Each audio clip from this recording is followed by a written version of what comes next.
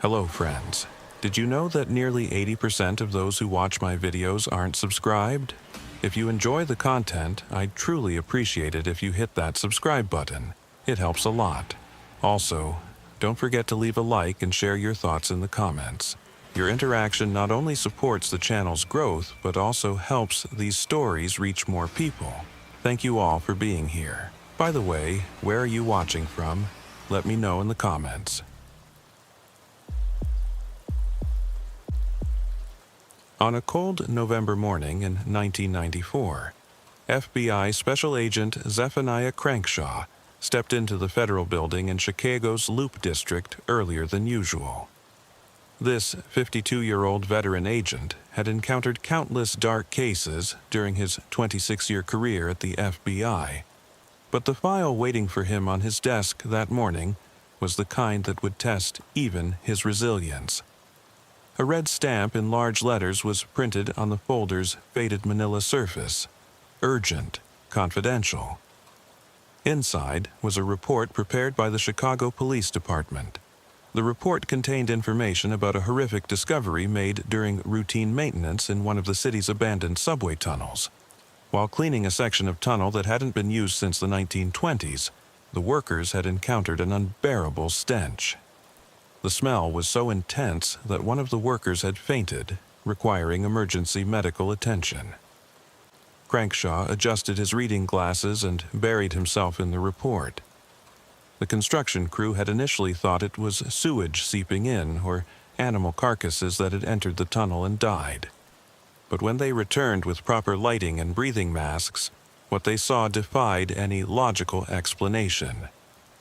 Behind a partially collapsed brick wall, they had found things resembling human remains. Moreover, this was not just a single corpse. The bones were not scattered randomly, but seemed to have been carefully placed and arranged.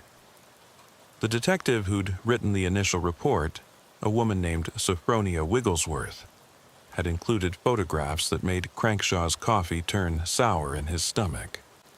The bones weren't just scattered. They were organized, almost cataloged. Skulls lined one wall like grotesque trophies. Femurs and tibias were stacked like cordwood. Smaller bones filled what appeared to be old wooden crates stamped with dates from the Prohibition era. Detective Wigglesworth had done her homework. She'd cross-referenced missing persons reports dating back decades, noting that Chicago had an unusually high number of unsolved disappearances compared to other major cities. People who'd vanished without a trace, leaving behind worried families and cold case files that gathered dust in the department's archives.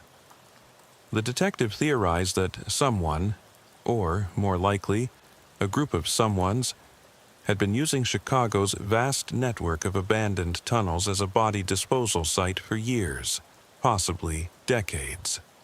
The FBI's involvement had been requested because of the scope and the possibility of interstate crimes. Several of the missing persons had last been seen near the Illinois border, and at least 3 had connections to organized crime families that operated across state lines. But there was something else that had caught the federal government's attention, something that Detective Wigglesworth had only hinted at in her report. Crankshaw picked up his phone and dialed the number scrawled at the bottom of the report. After 3 rings, a gruff voice answered, "Wigglesworth here." "Detective, this is Special Agent Crankshaw with the FBI. I've just finished reading your report about the tunnel discovery." There was a pause on the other end of the line. When Wigglesworth spoke again, her voice was lower, more cautious. "Agent Crankshaw, I was hoping you'd call. There's more to this than what I put in the official report. I suspected as much. Your final paragraph mentioned additional concerns requiring federal oversight. Care to elaborate?" "Not over the phone," Wigglesworth said quickly. "Can you meet me at the site? There's something you need to see for yourself, something we didn't photograph." 2 hours later, Crankshaw found himself descending into the bowels of Chicago's underground. The entrance was innocuous enough. a maintenance door in the basement of an abandoned warehouse on the south side. The building had been condemned for years, its windows boarded up and walls covered in graffiti. Nobody would think twice about it, which, Crankshaw realized, was probably the point. Detective Wigglesworth was waiting for him at the bottom of a rusted metal staircase. She was younger than her voice had suggested, perhaps 35, with sharp eyes that seemed to take in everything at once. She handed him a flashlight and a dust mask. "The smell's not as bad now that we've had ventilation running for 48 hours, she said, leading him down a narrow corridor. "But you'll still want the mask once we get deeper." They walked in silence for several minutes, their footsteps echoing off the concrete walls. The tunnel system was more extensive than Crankshaw had imagined. Side passages branched off in multiple directions, creating a labyrinth beneath the city streets. Water dripped from unseen pipes, and occasionally Crankshaw could hear the rumble of a subway train somewhere in the distance. "How did the construction workers even find this section?" he asked. "City's been planning to expand the L for years," Wigglesworth replied. "They were doing structural surveys, checking which old tunnels could be repurposed. This whole section was supposed to have been sealed off in 1925, but the wall they found had been modified. Someone had been maintaining access. They turned a corner, and the tunnel opened into a larger chamber. Portable LED lights had been set up, casting harsh shadows on the walls. Yellow crime scene tape crisscrossed the space, and Crankshaw could see evidence markers scattered throughout. But it was the far wall that drew his attention. The bones were exactly as the photographs had depicted, arranged with an unsettling precision that spoke of method and purpose. But now, seeing them in person, Crankshaw noticed details the camera hadn't captured. Some of the skulls showed signs of surgical intervention, clean cuts through bone that suggested medical knowledge rather than crude violence. "Dr. Mahitable Uppercrust from the medical examiner's office has been analyzing the remains," Wigglesworth said, following his gaze. "She's identified at least 47 distinct individuals so far, but she thinks there could be more. Some of the bones are too degraded to separate properly." 47? Crankshaw felt his throat tighten. The report mentioned 15 to 20. "That was our initial estimate. We've found 2 more chambers since then. But that's not what I wanted to show you." Wigglesworth gestured for him to follow her to a corner of the room where a blue tarp covered something on the ground. She knelt down and carefully pulled back the tarp. Underneath was a metal briefcase, its surface corroded with age but still intact. The case was open, revealing stacks of yellowed documents, photographs, and what appeared to be surgical instruments. "We found this hidden behind a false panel," Wigglesworth explained. "The documents, they're medical records, patient files from hospitals all over Chicago, dating back to the 1940s. But here's the thing. Every single patient in these files was reported missing within a year of their hospital discharge." Crankshaw picked up one of the files with gloved hands. The patient was a young woman named Margaret Thompson, admitted to Presbyterian St. Luke's Hospital in 1953 for appendicitis. According to the file, she'd made a full recovery and was discharged after 5 days. A handwritten note in the margin, in different ink, read, "Suitable candidate. Blood type O negative. No family inquiries expected." "There's more," Wigglesworth said. She pulled out a photograph from the bottom of the case. It was old, black and white, showing a group of men in surgical attire standing in what appeared to be an operating room. But the room wasn't in a hospital. The rough brick walls visible in the background looked exactly like the tunnels they were standing in. "We think someone was performing medical procedures down here," she continued. "Off-the-books operations that required subjects who wouldn't be missed." Crankshaw studied the photograph more closely. One of the faces seemed familiar, but he couldn't place it. The man was tall, distinguished-looking, with the bearing of someone used to authority. A small pin on his surgical gown caught the light, some kind of medical insignia or fraternal organization symbol. "Have you identified any of these men?" "Not yet, but we're cross-referencing with hospital staff records from that era. The problem is, many of those records were destroyed in a fire at the city archives in 1978. Convenient, wouldn't you say?" A sound echoed through the tunnel, metallic, rhythmic, like footsteps on a metal grate. Both Crankshaw and Wigglesworth tensed, hands moving instinctively toward their weapons. "That's not one of my people," Wigglesworth whispered. "We cleared this section and posted guards at all known entrances." The footsteps grew closer, seeming to come from one of the side passages they'd passed earlier. Then, abruptly, they stopped. The silence that followed was somehow more unnerving than the noise had been. Crankshaw drew his service weapon, motioning for Wigglesworth to cover the main tunnel while he approached the side passage. His flashlight beam penetrated the darkness, revealing nothing but empty tunnels stretching into blackness. But there, on the ground, were fresh footprints in the dust. Footprints that led deeper into the tunnel system, into areas that hadn't yet been explored. "We're not alone down here," he said quietly. Wigglesworth joined him, her own weapon drawn. The construction workers reported seeing someone the day before they found the bones. A man in old-fashioned clothing who vanished when they called out to him. "We assumed it was a homeless person, but homeless people don't usually wear vintage medical attire," Crankshaw finished, noting the partial footprint that showed what appeared to be the sole of an old-style surgical shoe. They followed the footprints for about 50 yards before the trail disappeared at an intersection of 3 tunnels. Each passage led in a different direction, and their flashlights couldn't penetrate far enough to see where any of them ended.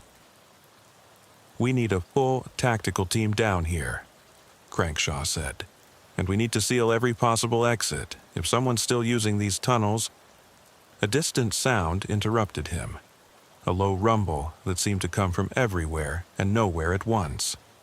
The ground beneath their feet vibrated slightly, and dust drifted down from the ceiling. "That's not the subway," Wigglesworth said, checking her watch. "No trains run on this side of the city at this time." The rumbling continued for several more seconds before fading away, leaving them in oppressive silence once again. Crankshaw noticed that the air had grown colder, and their breath was now visible in small puffs of vapor. "We're leaving. Now," he ordered. "We'll come back with a full team and proper equipment." They retreated quickly but carefully, keeping their weapons drawn and checking behind them frequently. It wasn't until they emerged into the gray November daylight that Crankshaw allowed himself to relax slightly. "Detective, I want everything you have on this case sent to my office immediately," he said. "Every file, every photograph, every theory you've developed, and I want a list of everyone who knows about this discovery." "Already compiled," Wigglesworth said, handing him a flash drive. "But Agent Crankshaw, there's one more thing you should know. That symbol on the surgeon's pin in the photograph? I've seen it before. My grandmother worked as a nurse at Cook County Hospital in the 1950s. She used to tell stories about a group of doctors who called themselves the Hippocratic Brotherhood. They supposedly performed experimental procedures that the hospital board wouldn't approve. Experimental procedures. Transplants, mostly. This was before anti-rejection drugs were developed, before the first successful kidney transplant in 1954. My grandmother said they were obsessed with the idea of extending human life through organ replacement. She also said that patients would sometimes disappear from the hospital, and the administration would claim they'd been transferred or discharged, but no one ever saw the paperwork. Crankshaw felt the pieces of a larger puzzle beginning to form in his mind. Medical experiments, missing persons, a secret organization operating in Chicago's underground, it all pointed to something far more sinister than simple serial killings. "I need you to find your grandmother's records," he said. "Any documentation she might have kept from her time at the hospital. And detective, be careful. If this brotherhood still exists, if they're still active after all these years, they've managed to stay hidden for a reason. They won't hesitate to protect their secrets." That evening, Crankshaw sat in his office reviewing the files Wigglesworth had sent over. The sheer volume of information was staggering. Missing persons reports, medical records, architectural blueprints of Chicago's underground tunnel system, and dozens of photographs documenting the gruesome discovery. But it was a single name that kept appearing in the margins of various documents that caught his attention. Dr. Mehitable Uppercrust. The medical examiner had been thorough in her initial analysis, but Crankshaw wanted to speak with her directly. He found her still at work in the Cook County Medical Examiner's office, hunched over a metal examination table, where several bones were laid out in anatomical order. Dr. Uppercrust was a woman in her 60s, with silver hair pulled back in a severe bun, and eyes that had seen too much death to be shocked by anything anymore. She looked up as Crankshaw entered, pulling off her latex gloves with practiced efficiency. "Agent Crankshaw, I presume? Detective Wigglesworth mentioned you'd taken over the federal investigation." "That's correct, Doctor. I understand you've made some unusual findings regarding these remains." She gestured for him to follow her to a side room where more bones were stored in the labeled boxes. "Unusual doesn't begin to cover it. I've been a medical examiner for 35 years, and I've never seen anything quite like this. Come, let me show you." She pulled out several specimens, handling them with the careful reverence one might show to sacred relics. First, the age range of these victims is remarkably specific, all between 18 and 35 years old, all in relatively good health before death, based on bone density and lack of chronic disease markers. But here's where it gets interesting. She picked up a section of rib cage, pointing to several clean cuts through the bone. These incisions were made with surgical precision. Not the work of a killer trying to dismember a body, but rather someone performing a medical procedure. See how the cuts avoid major blood vessels. This person knew exactly what they were doing. "Could they have been organ harvesting?" Crankshaw asked, though the thought made his skin crawl. "That was my first thought, but it doesn't quite fit. Organ harvesting, even illegal operations, requires speed. These procedures were methodical, almost experimental. Look here." She showed him another bone with unusual markings. These scratches indicate repeated procedures. Someone was practicing, perfecting their technique. A knock at the door interrupted them. A young assistant entered, looking pale and shaken. "Dr. Uppercrust, you need to see this. We found something in one of the skull cavities." They followed the assistant to another examination room where a skull sat under bright surgical lights. Using tweezers, the assistant extracted something small and metallic from inside the cranium. It was a tiny capsule, no bigger than a pill, with numbers etched into its surface. "It's a patient identifier," Dr. Uppercrust breathed. Hospitals used these in the 1940s and 50s for psychiatric patients who might not be able to identify themselves. The numbers would correspond to their medical files. Crankshaw felt his pulse quicken. "Can we trace it?" "If the hospital records still exist, yes. But Agent Crankshaw, if someone was taking psychiatric patients for experimentation..." She trailed off, the implications hanging heavy in the air. Crankshaw's phone buzzed. It was a text from Detective Wigglesworth. Found something. Meet me at 1847 South Halsted. Come alone. Trust no one else. The address led him to an abandoned building in Chicago's old medical district. The area had once been home to several hospitals and medical schools, but urban decay had left many structures empty and deteriorating. Wigglesworth's unmarked car was parked outside, and Crankshaw found her waiting in what had, once, been a lobby, now stripped of everything but peeling wallpaper and broken tiles. "This used to be the Hahnemann Medical College," she said without preamble. "Closed in 1993, but it had a long history before that. My grandmother's records mentioned this place specifically. The Hippocratic Brotherhood held their meetings here." She led him through debris-strewn hallways to a heavy door marked "Authorized Personnel Only." The lock had been recently broken, and fresh scratches on the floor suggested the door had been opened within the past few days.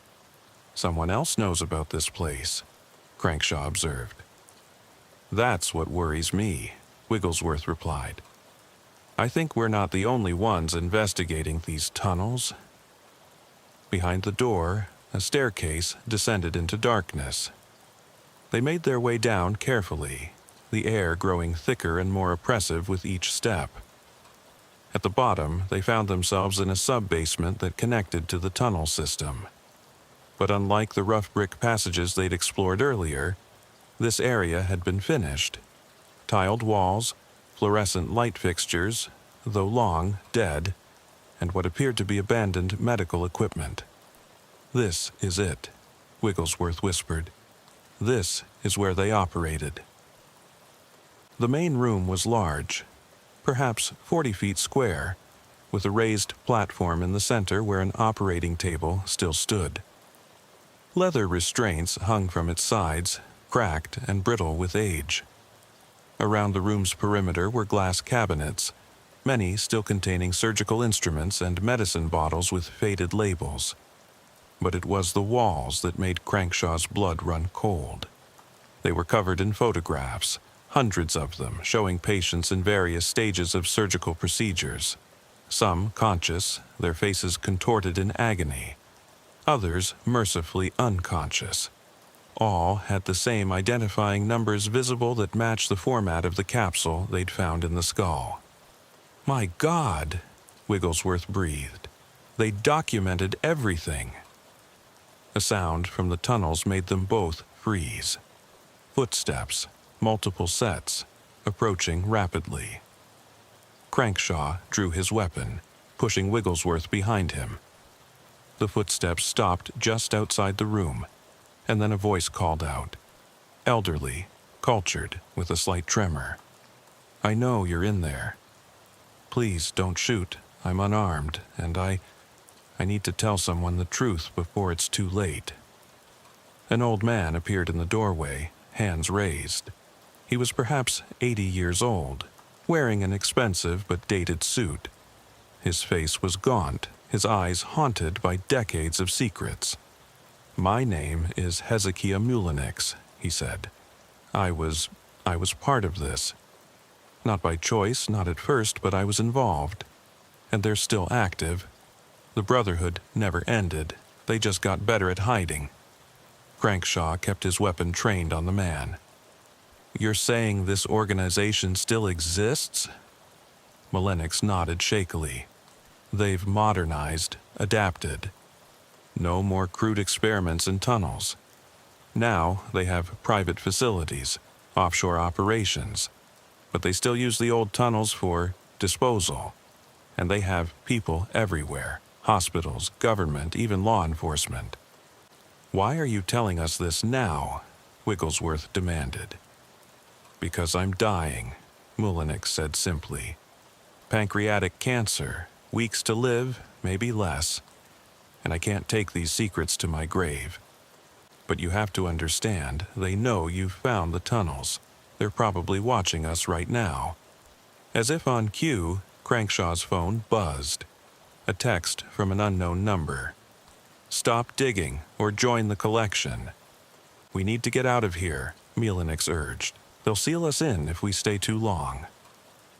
It's happened before. Investigators who got too close simply vanished. Listed as missing persons, their bodies added to the collection. They moved quickly back through the tunnels, Mullenix struggling to keep pace despite the urgency. As they climbed the stairs back to the abandoned medical college, he wheezed out more information. The Brotherhood started in the 1920s. Doctors who believed that death was a disease that could be cured. They thought organ transplantation was the key, but the technology didn't exist yet. So they experimented, using the city's forgotten people. Immigrants, psychiatric patients, anyone who wouldn't be missed. They reached the main floor, and Crankshaw could see their cars through the broken windows. But something was wrong. There were more vehicles now, black SUVs with tinted windows, engines running. "It's them," Mullenix gasped. "The cleanup crew." "Is there another way out?" Crankshaw asked. "The old morgue tunnel. It connects to the hospital next door." They rushed through the building, Mullenix directing them despite his labored breathing. Behind them, Crankshaw could hear doors being kicked open, heavy footsteps on the floors above. The morgue tunnel was narrow and partially collapsed, forcing them to crawl in places. Wigglesworth went first, then Mullenix, with Crankshaw bringing up the rear. They emerged in the basement of another abandoned building, this one scheduled for demolition. Crankshaw immediately called for backup, but when he gave their location, the dispatcher seemed confused. "Sir, there's no record of an Agent Crankshaw in our system. Please identify yourself properly." His blood ran cold. They were being erased from the system even as they ran. He hung up and tried his direct supervisor, but the line was dead. "They're cutting us off," he told the others. "We need to get to—" The sound of a gunshot cut through the air. Mullenix crumpled to the ground, blood spreading across his white shirt. Standing in the doorway was a figure in surgical scrubs and a mask, holding a silenced pistol. Crankshaw fired twice, and the figure dropped. When he pulled off the mask, he found himself looking at a young man, perhaps 30, with the cold, dead eyes of a true believer. "There'll be more," Wigglesworth said, checking Mullenix's pulse. The old man was still alive, but fading fast. "The evidence," Mullenix gasped, gripping Crankshaw's arm with surprising strength. "Hidden. My house. 4829 North Sheridan. Floor safe. Combination is—" His voice faded to a whisper, and Crankshaw had to lean close to hear the numbers. Then Mullenix was gone, his secrets dying with him. But not all of them. "We need to get to that house," Crankshaw said. "Before they do." They commandeered a city maintenance truck parked nearby, hoping it would be less conspicuous than their own vehicles. As they drove through Chicago's streets, Crankshaw noticed things he'd never paid attention to before. Cameras on every corner, unmarked vans at strategic intersections, people in medical scrubs who seemed to be watching rather than walking. The Sheridan address was a brownstone in an upscale neighborhood, the kind of place where old money lived quietly and asked no questions. They entered through the back, Crankshaw picking the lock with skills he'd learned in his younger days with the Bureau. The house was pristine, as if Mullenix had expected to return to it. They found the safe exactly where he'd said it would be, hidden beneath a Persian rug in his study. Inside were documents that made everything else pale in comparison. Financial records showing payments to judges, police commissioners, hospital administrators. Lists of subjects dating back decades, with notations about their medical conditions and eventual fates. And most damning of all, a current membership roster of the Hippocratic Brotherhood, including names Crankshaw recognized, prominent surgeons, medical researchers, even a senator. "This is it," Wigglesworth said.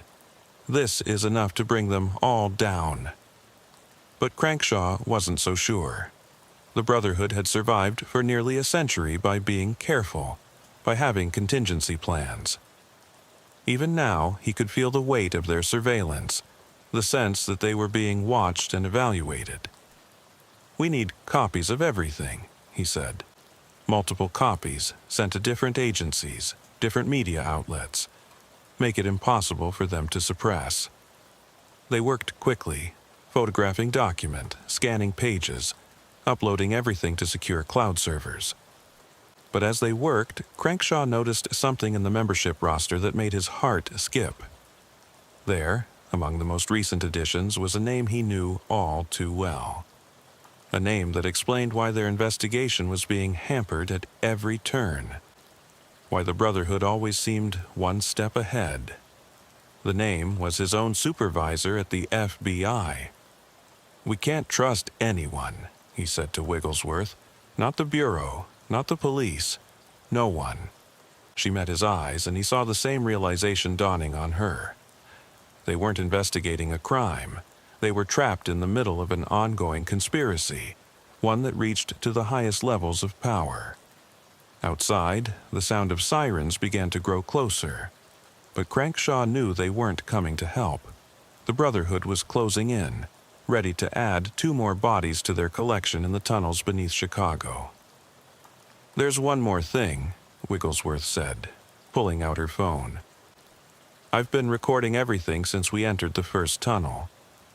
Every conversation, every discovery. If something happens to us, at least there'll be a record."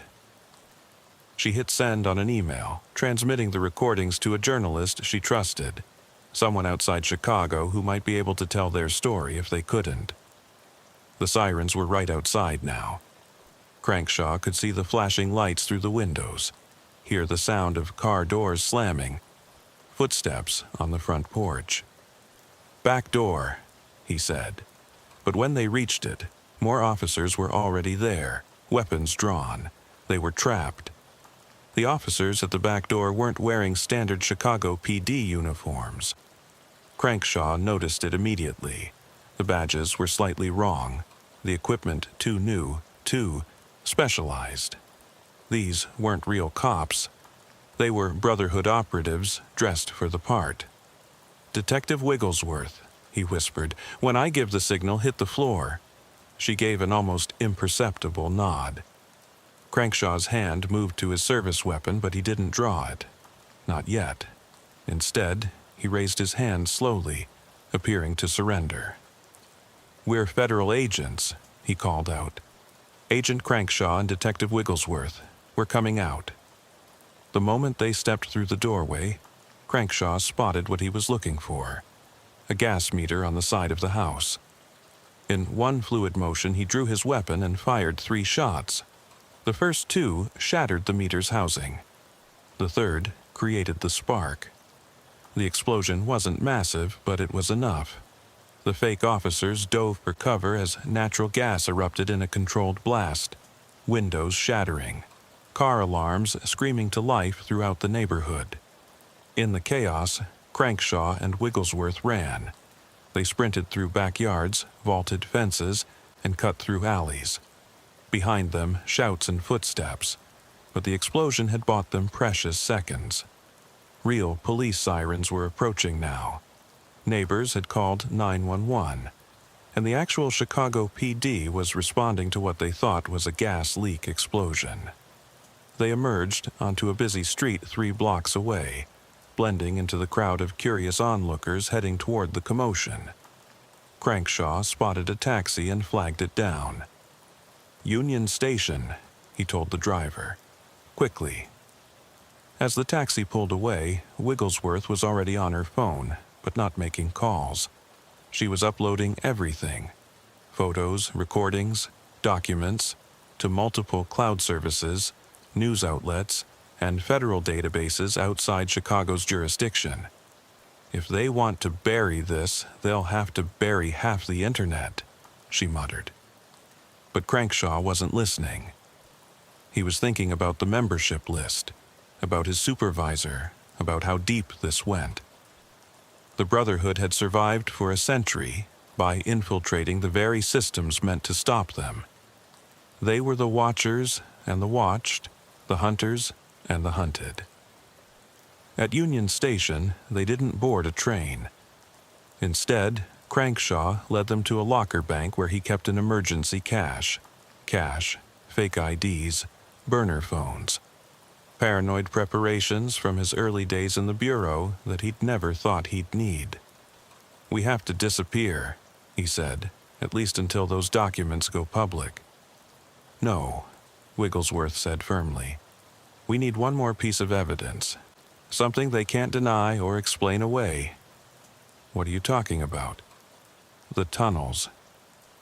There's someone still down there, the footsteps we heard, the fresh tracks. Someone's been living in those tunnels maintaining the site.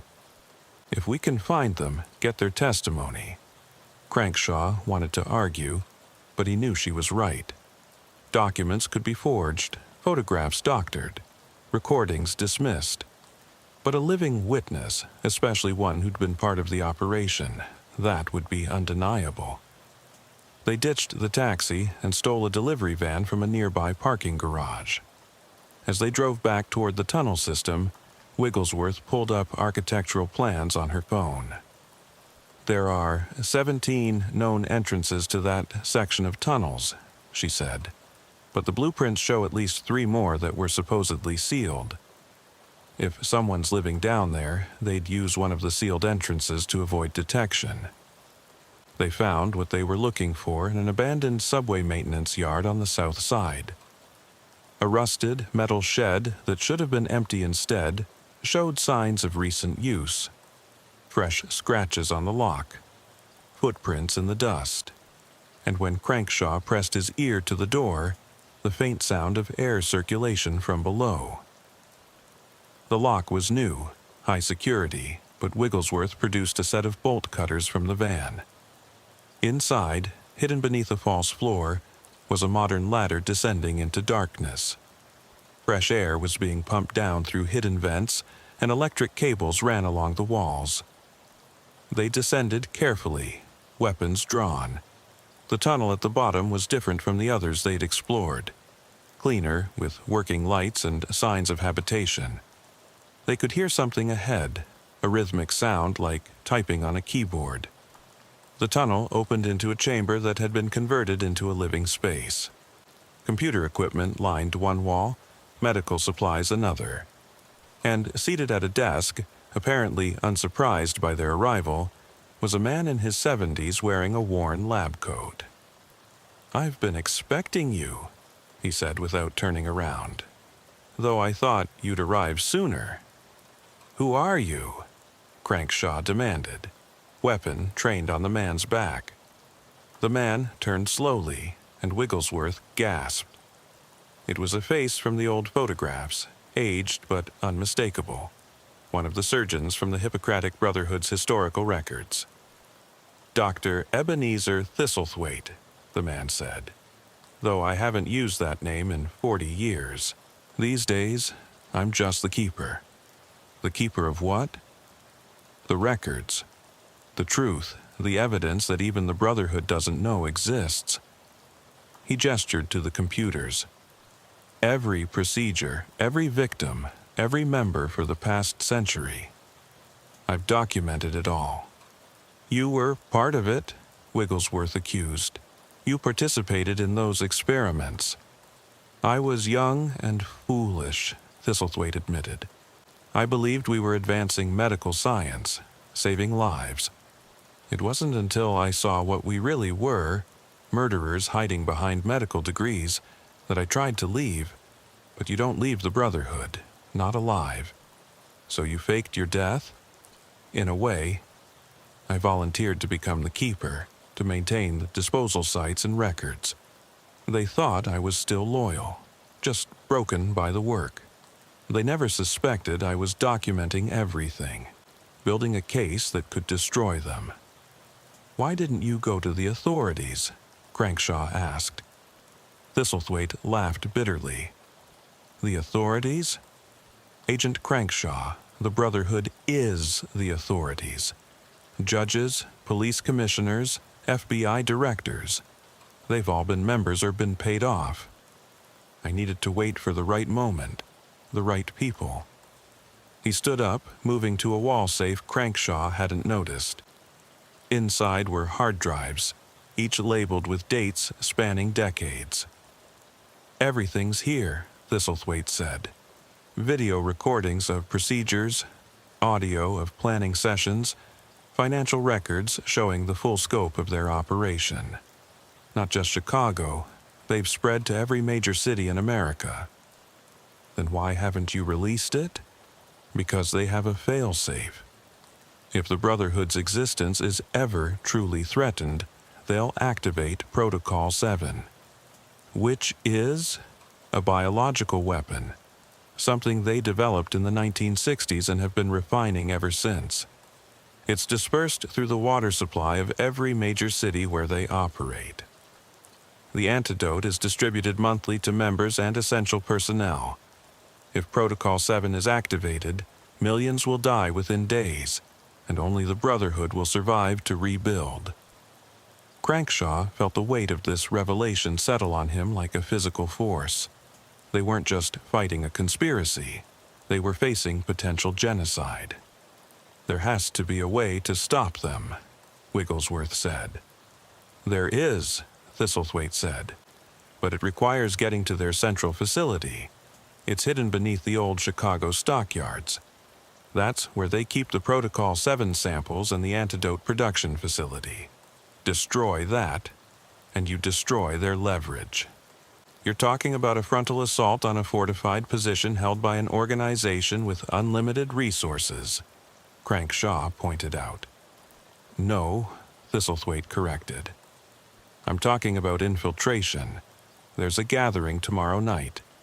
An emergency meeting called because of your investigation. Every senior member will be there. Security will be focused on keeping people out, not watching those already inside." He pulled out a case containing medical supplies and surgical gear. "I can get you in, but you'll have to look the part. And once inside, you'll have one chance to upload their entire database to every major news outlet and law enforcement agency simultaneously, while destroying the Protocol 7 storage." "That's suicide," Wigglesworth said. "Perhaps. But what's the alternative? Let them continue for another century? How many more bodies in those tunnels? How many more experiments? How many more families destroyed?" Crankshaw looked at the evidence surrounding them, thought about the bones in the tunnels, the photographs of victims, the systematic evil that had been operating under Chicago's streets for generations. "What do we need to do?" Thistlethwaite began explaining the layout of the facility, the security protocols, the identification systems. As he spoke, Crankshaw realized they were planning what might be their last operation. But Wigglesworth was already preparing, checking weapons, studying the facility plans. "There's one more thing," Thistlethwaite said. "The current leader of the Brotherhood, the Grand Physician they call him, he's someone you know, Agent Crankshaw. My supervisor, no, higher, much higher. Someone who's been protecting the Brotherhood from federal investigation for 20 years. He showed them a photograph from a recent Brotherhood gathering. In the center, wearing ceremonial medical robes, was the deputy director of the FBI himself. He's been directing investigations away from the Brotherhood, ensuring that any agent who got too close was either recruited or eliminated," Thistlethwaite explained. "Your supervisor was just middle management. This goes all the way to the top." The weight of their situation became even clearer. They weren't just cut off from support, they were actively being hunted by their own agencies. But that also meant exposing the Brotherhood would bring down some of the most powerful people in the country. "The gathering is tomorrow at midnight," Thistlethwaite said. "We'll enter through the old cattle tunnels. Once inside, we'll have approximately 30 minutes before the ceremony begins. That's our window." They spent the rest of the night preparing. Thistlethwaite taught them the Brotherhood's recognition signals, passwords, and protocols. He showed them how to wear the surgical gowns properly, how to move with the confident authority of someone who belonged. As dawn approached, exhaustion was setting in, but adrenaline kept them sharp.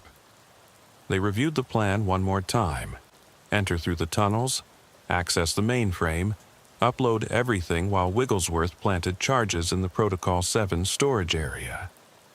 "What about you?" Crankshaw asked Thistlethwaite. "I'll ensure you get out." "I've lived in these shadows for 40 years. It's time I stepped into the light, even if it burns me." They moved the equipment to a staging area closer to the stockyards. The abandoned meatpacking district was a maze of empty buildings and rusted machinery, perfect cover for their approach.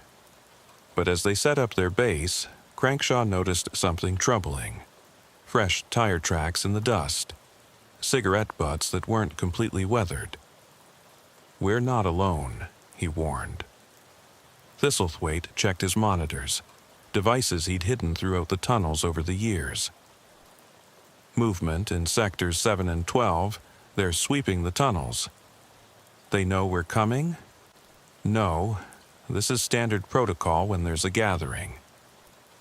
They clear the tunnels of homeless urban explorers, anyone who might stumble onto something. "Then we wait," Wigglesworth said. "Let them finish their sweep." They spent the day in tense silence, taking turns keeping watch. Crankshaw used the time to review everything they'd learned, every piece of evidence. The Brotherhood had started as a group of idealistic doctors trying to push the boundaries of medical science, but somewhere along the way they'd lost their humanity. They'd become the very disease they'd sought to cure. As evening fell, Thistlethwaite made final preparations. He gave them each a small device, no bigger than a button.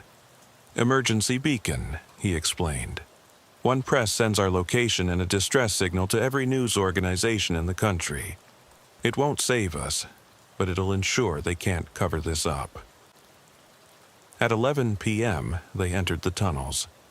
Thistlethwaite led them through passages Crankshaw hadn't seen before, some so narrow they had to crawl, others that opened into vast chambers that echoed with their footsteps. The closer they got to the stockyards, the more modern the tunnels became. Concrete instead of brick, LED lights instead of darkness. They could hear the gathering before they saw it. Voices echoing through the tunnels, footsteps on metal stairs. Thistlethwaite led them to a maintenance alcove where surgical gowns and masks were stored. "Remember," he whispered, "confidence is key. You belong here. You've always belonged here." They emerged into a corridor filled with figures in identical surgical attire. Crankshaw's heart pounded, but he forced himself to walk calmly, purposefully. Several people nodded to them in passing, accepting their presence without question. The main chamber was massive, a repurposed cold storage facility from the stockyard's operational days. Hundreds of Brotherhood members were gathering, their surgical masks making them anonymous, identical. At the far end, a raised platform held what looked like an operating theater, complete with lights and equipment. "The mainframe is through there," Thistlethwaite whispered, indicating a side door. "Protocol 7 storage is below, accessed through the freight elevator." They split up. Wigglesworth headed for the elevator while Crankshaw and Thistlethwaite approached the mainframe room. The door required a key card, which Thistlethwaite produced from his gown. Inside, servers hummed with decades of data. Crankshaw inserted the drive Thistlethwaite had prepared, beginning the upload process. A progress bar appeared on the screen, 15 minutes to complete. "Too long," Crankshaw muttered. "It has to upload everything," Thistlethwaite said. "Every document, every video, every piece of evidence. This is our only chance." Through the door, they could hear the gathering reaching its crescendo. Someone was speaking, a voice Crankshaw recognized, the deputy director. Brothers and sisters of the Hippocratic Brotherhood, the voice boomed. Tonight, we face our greatest threat. But we have faced threats before and survived. We will survive again because we are evolution itself. We are the future of humanity, freed from the weakness of mortality. The upload continued its slow progress. 10 minutes remaining, then 8, then 5. An alarm suddenly pierced the air. Not from the mainframe room, but from below. Wigglesworth had been discovered. The alarm shrieked through the facility, and Crankshaw could hear the chaos erupting in the main chamber. 3 minutes remained on the upload. He couldn't leave it now. Go help her, Thistlethwaite said, already barricading the door. I'll ensure this finishes. They'll kill you. I've been dead for 40 years, Agent. Go. Crankshaw ran for the freight elevator, following the signs Wigglesworth had left. Small chalk marks on the walls, a system they developed during their planning. The elevator was still on the lower level. He hit the call button and waited precious seconds that felt like hours. When the doors opened, he found blood on the floor. Not much, but enough to know someone was hurt. He followed the trail through a maze of storage rooms filled with medical equipment that belonged in a museum. Iron lungs, primitive dialysis machines, surgical tools from bygone eras. The trail led to a massive refrigerated storage area. Inside, the temperature was near freezing, and his breath came out in clouds. Along the walls were hundreds of sealed containers, each labeled with dates and identification numbers. Protocol 7. He found Wigglesworth behind a row of containers, pressing her hand against a wound in her shoulder. Beside her lay a Brotherhood member, unconscious or dead. He came out of nowhere, she gasped, but I got the charges placed. We have maybe 10 minutes before the lights went out. Emergency lighting kicked in a second later, bathing everything in red. They could hear footsteps approaching, many of them. Can you move? Crankshaw asked. She nodded, though her face was pale from blood loss. He helped her to her feet, and they moved deeper into the storage area, looking for another exit. Behind them, voices echoed off the metal walls. The intruders are here! Seal all exits. Protocol 7 must be protected. They found a service tunnel at the back of the storage area, barely wide enough for one person.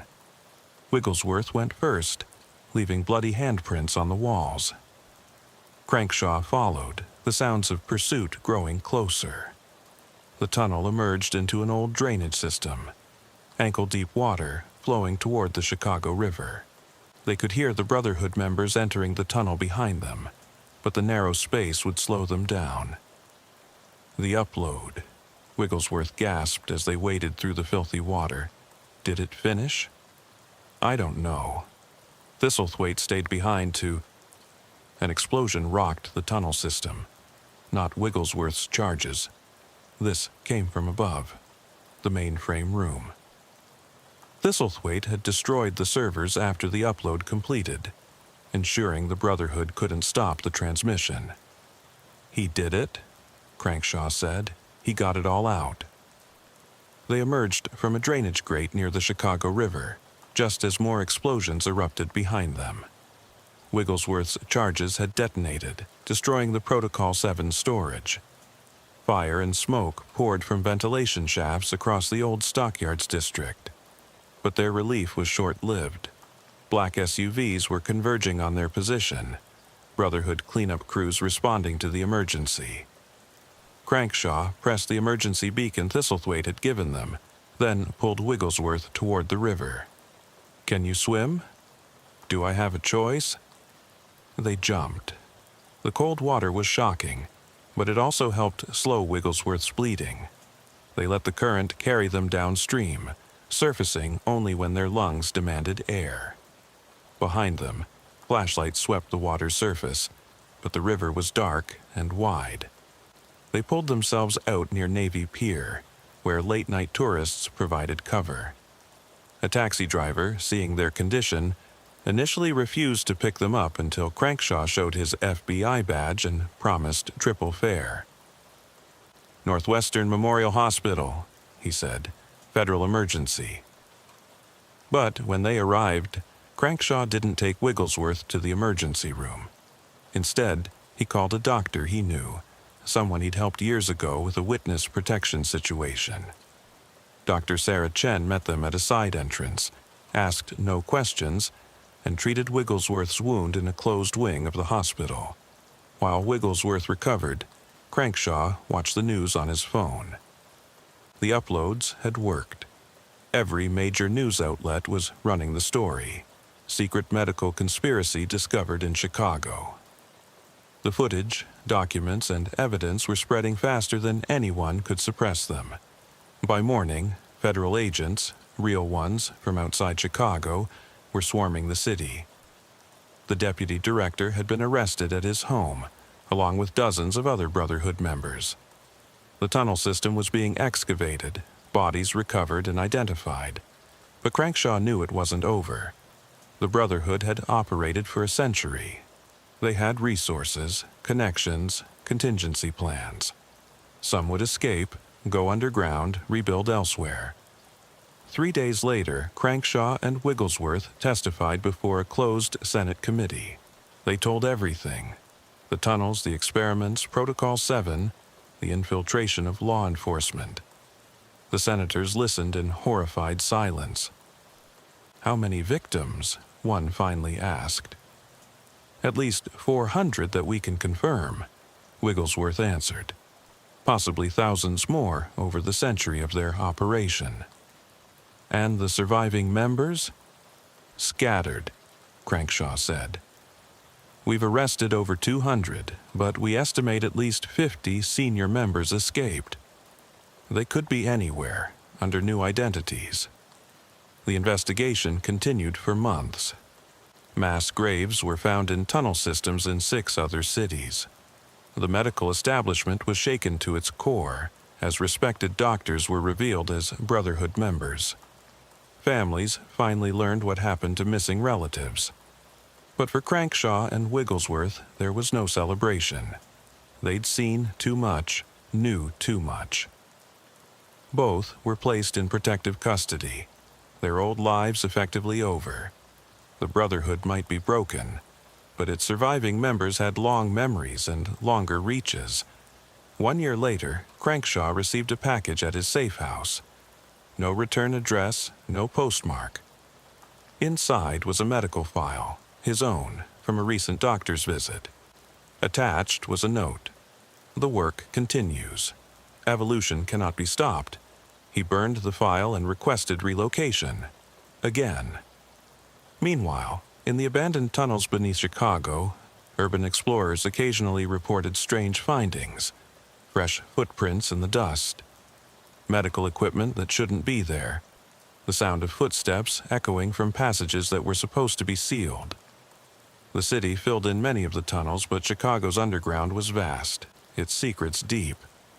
And sometimes people still disappeared without a trace, their faces eventually joining the thousands of missing persons photos that accumulated in police stations across the city. The official report concluded that the Hippocratic Brotherhood had been dismantled, its leadership imprisoned or dead, its resources seized. But Crankshaw knew better. Organizations like the Brotherhood didn't simply die. They evolved, adapted, survived. Late at night, in his new home under his new name, he would think about Thistlethwaite's sacrifice, about the bones in the tunnels, about the faces in those photographs. He'd dedicated his life to justice, but some evils ran too deep to ever fully extract. The last entry in his personal journal, found years later after he died of natural causes, read, "They're still out there. Still watching, still collecting. God help whoever finds them next." Detective Sophronia Wigglesworth continued her career in law enforcement, though never in Chicago. She specialized in missing persons cases, driven by the memories of those tunnels. She solved dozens of cases over her career, reunited families, brought closure to the grieving. But she never forgot the Brotherhood. Every missing persons case, she wondered. Every unexplained disappearance, she investigated deeper. Because she knew what others didn't, that monsters wore human faces and operated in daylight, that evil could organize and incorporate, that the deepest darkness often hid behind the brightest credentials. Dr. Mehitable Uppercrust continued her work as a medical examiner, but the Chicago discovery changed her. She developed new protocols for identifying victims, new methods for detecting surgical modifications to bones. Her techniques became standard practice nationwide, a lasting legacy of the horror she'd witnessed. She testified at every trial, faced every Brotherhood member brought to justice. Some showed remorse. Most didn't. They still believed they were pioneers, visionaries held back by primitive morality. Even facing life in prison, they spoke of their work with pride. The trials revealed the full scope of the Brotherhood's influence. Judges who'd dismissed cases, police commissioners who'd buried investigations, hospital administrators who'd falsified records. The corruption was systemic, generational, embedded in Chicago's very foundations. The city tried to move forward, to heal. Memorials were erected for the victims. New oversight committees were established. The tunnel systems were mapped and monitored. But trust, once broken, was hard to rebuild. Some Chicagoans reported strange dreams after the revelation. Nightmares of being watched from below, of shadows moving in peripheral vision, of loved ones disappearing into darkness. Therapists called it collective trauma, the city's psyche processing a century of hidden horror. But perhaps the most disturbing discovery came months after the main investigation ended. A graduate student researching the Brotherhood found references to sister organizations in Europe, Asia, South America. The Chicago branch hadn't been unique. It was part of something global, something that predated the Hippocratic Brotherhood by centuries. The student's research was thorough, documented, irrefutable. Then, one day, she didn't show up for class. Her apartment was empty, her research gone. The only thing left was a single medical diagram pinned to her wall, showing the human body divided into sections, each labeled with a different city name. The FBI added her to their missing persons database. Case number 7,834 in Chicago alone that year. Most would be found. Some would be explained, but others would simply vanish, becoming part of the city's dark arithmetic, the endless calculation of those who disappear into the spaces between what we know and what we fear. The Brotherhood's physical infrastructure was destroyed, its leadership scattered or imprisoned, but ideas, especially dark ones, have a way of surviving. In medical schools, young doctors still whispered about pushing boundaries. In hidden forums, discussions of life extension and human enhancement continued. The work, as the note had said, continued. Hezekiah Mulenich's testimony from beyond the grave became crucial evidence. His recorded confessions, retrieved from his home, revealed decades of atrocities. But they also revealed something else. That he genuinely believed, at least at first, that they were saving humanity. That delusion, that ability to justify horror in the name of progress, was perhaps the most terrifying aspect of all. The final official report ran to 3,000 pages. It documented everything: the victims, the procedures, the cover-ups, the financial networks that funded it all. But buried in an appendix, almost as an afterthought, was a single paragraph that kept Crankshaw awake at night. It noted that several key Brotherhood members had never been identified, known only by code names in the recovered documents: the architect, the harvester, the curator. These individuals, presumably senior leadership, had no records, No photographs, no trace of existence outside the Brotherhood itself. They were ghosts, shadows, perhaps myths. Or perhaps they were still out there, patient and careful, waiting for the world to forget, for vigilance to fade, for the work to begin again. Chicago rebuilt, as it always did. The stockyards were demolished completely, replaced with modern developments. The tunnel entrances were sealed with reinforced concrete. Life moved on. But sometimes, construction workers reported finding things that shouldn't be there. A surgical instrument embedded in concrete that predated the building above it. Bones in walls that had supposedly never been opened. Documents in languages that no one could identify. The city's official position was that these were remnants of the Brotherhood, disturbed by construction. But some wondered if they were something else. Evidence that the tunnels went deeper than anyone knew, that the Brotherhood was just the latest iteration of something much older, much darker. In his final interview before entering permanent witness protection, Crankshaw was asked if he believed the Brotherhood was truly finished. He was quiet for a long moment before answering. Evil like that doesn't end. It just waits. It adapts. It finds new forms, new justifications, new victims. We won the battle, but the war never ends. The interviewer asked what people should do, how they should protect themselves. Pay attention, Crankshaw said. When people disappear, ask questions.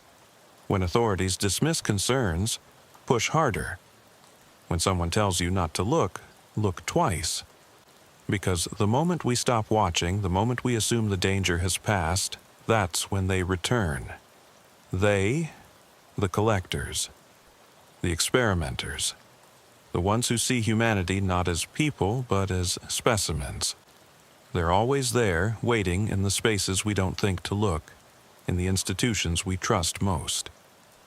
We stopped one group, but nature abhors a vacuum, and evil always finds a way to fill it. The interview was never published. Officials deemed it too disturbing, too likely to cause panic. It was classified, buried in the same archives that held the full Brotherhood files. But copies leaked, as they always do.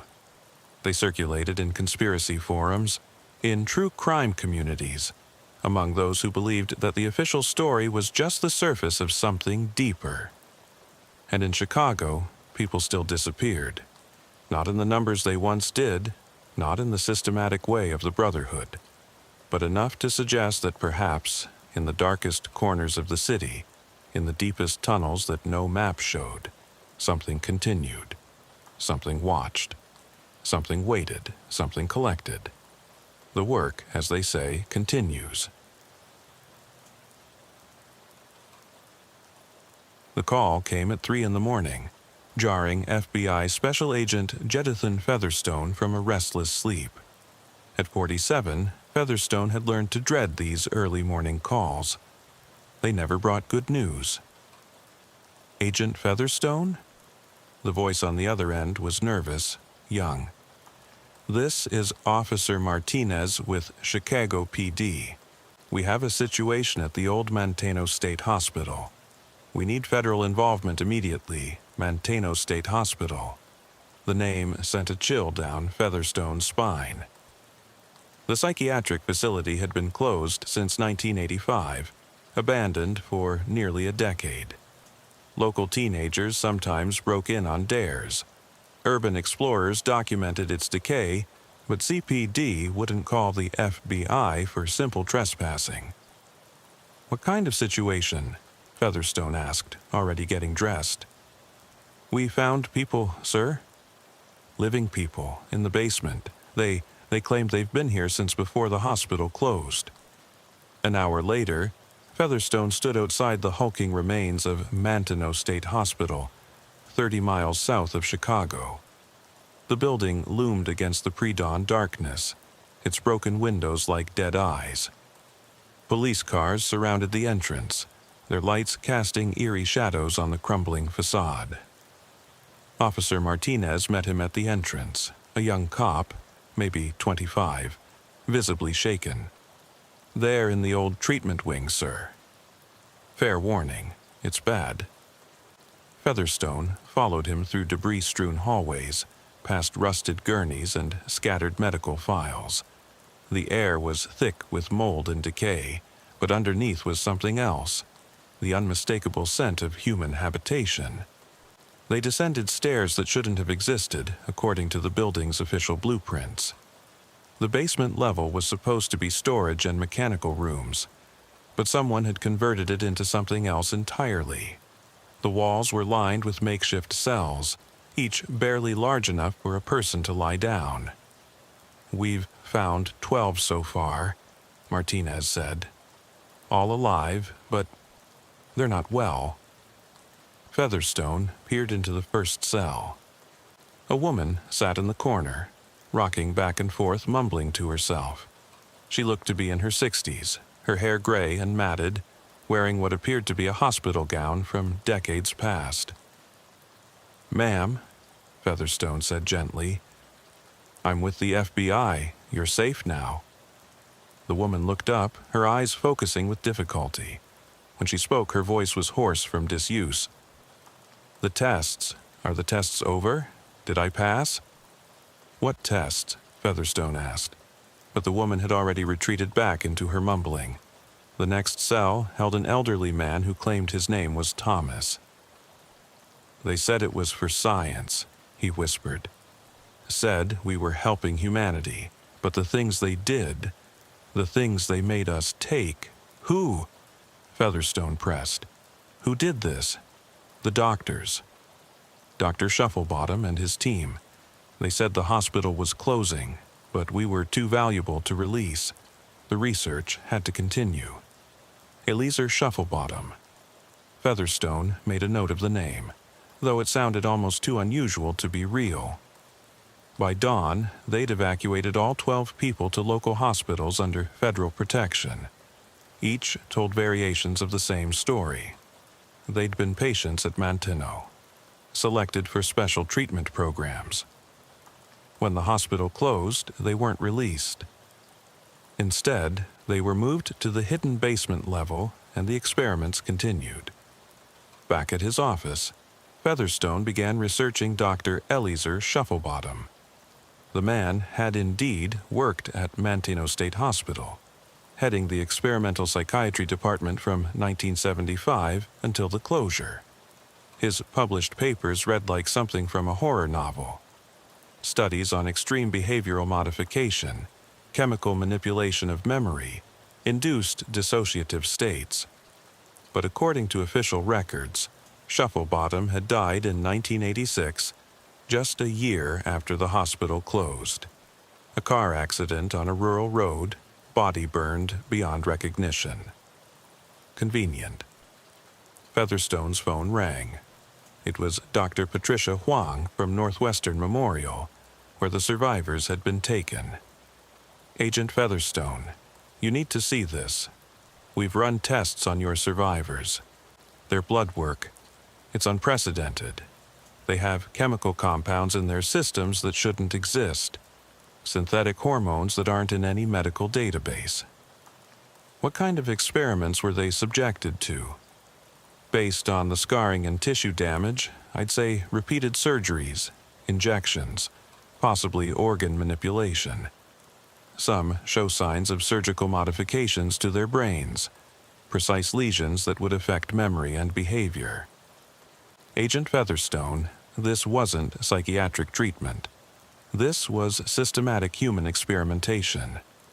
Featherstone assembled a task force immediately. They needed to search every inch of Manteno, find any remaining evidence, and track down anyone involved in these experiments. But as they prepared to return to the hospital, one of the survivors, a woman named Margaret, asked to speak with him urgently. "There are more," she said, gripping his hand with surprising strength. "Not just at Manteno. Other hospitals, other facilities. We were transferred sometimes, exchanged like lab rats. I remember seeing a nurse, Nurse Penina Bodsworth. She tried to help us once, tried to report what was happening.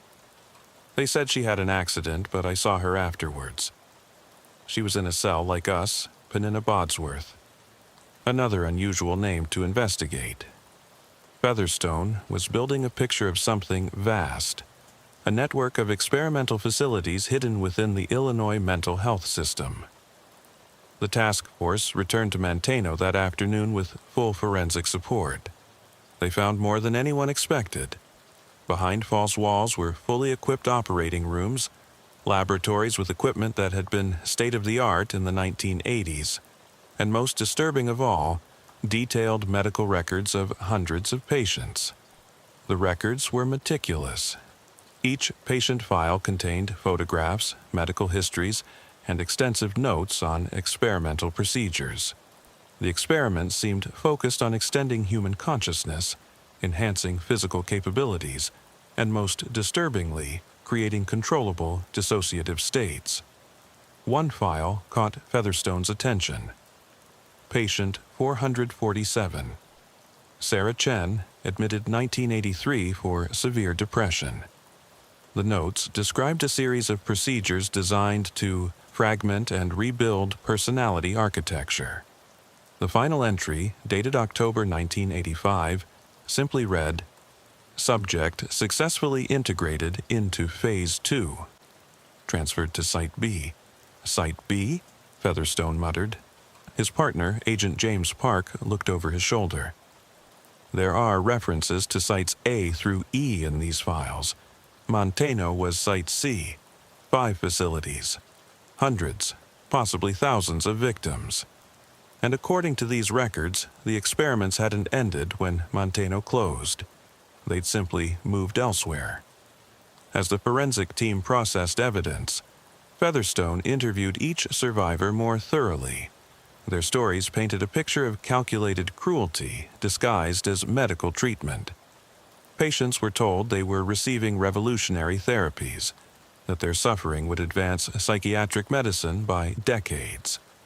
Thomas, the elderly man from the second cell, was the most coherent. Dr. Shufflebottom said we were pioneers, he recalled. Said that one day mental illness would be eliminated because of our sacrifice, but after a while, it wasn't about treating illness anymore. They were trying to change what it meant to be human. What do you mean? Thomas rolled up his sleeve, revealing a series of surgical scars. They installed things, devices. Said they were monitoring our brain chemistry, but sometimes I could feel them doing more. Controlling things. Making me see things that weren't there or forget things that were. Featherstone documented everything, but he knew they were racing against time. Whoever had been running these experiments had kept 12 people imprisoned for nearly a decade without detection. They had resources, connections, and clearly a complete lack of moral boundaries. That evening, Featherstone received a call from an unknown number. "Agent Featherstone," a cultured voice said. "I understand you've been visiting Manteno. I'd encourage you to be very careful. Some doors once opened cannot be closed again. Who is this?" "Someone who knows the truth about Sites A through E. Someone who participated in the early stages before realizing what we were becoming. If you want answers, real answers, meet me at the Graceland Cemetery tomorrow at midnight. Come alone or don't come at all." The line went dead. Featherstone knew it could be a trap, but it could also be his only chance to understand the full scope of what they'd uncovered. He spent the rest of the evening researching the names from the files. Dr. Eliezer Shufflebottom's supposed death was suspicious enough, but Nurse Penina Bodsworth's story was even stranger. She'd worked at Manteno from 1980 to 1984, with an exemplary record. Then, according to official documents, she'd suffered a mental breakdown, been admitted as a patient, and died by suicide within a month. But there was no death certificate, no burial record, nothing to confirm she'd actually died. The more Featherstone dug, the more inconsistencies he found. Dozens of staff members from Manteno had died or disappeared in the years following the closure. Patients who should have been transferred to other facilities had no records after leaving Manteno. It was as if they'd simply ceased to exist. His partner, Park, found something else. "Look at this," he said, showing Featherstone a financial report. Manteno's experimental psychiatry department was funded by a private foundation, the Progress Institute. And guess who sits on their board? The names were a who's who of Chicago's medical establishment. Hospital administrators, pharmaceutical executives, even a former state health commissioner.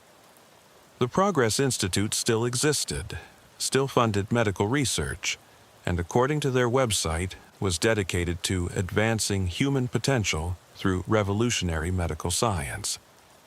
"We need warrants," Featherstone said, "for the Progress Institute, for every board member's records, for—" His phone rang. Dr. Huang from Northwestern. "Agent Featherstone, one of your survivors is asking for you. Margaret. She says she remembered something important." Featherstone drove to the hospital immediately. Margaret was sitting up in bed, more lucid than he'd seen her before. "I remembered Site B," she said immediately. "It's not abandoned like Manteno.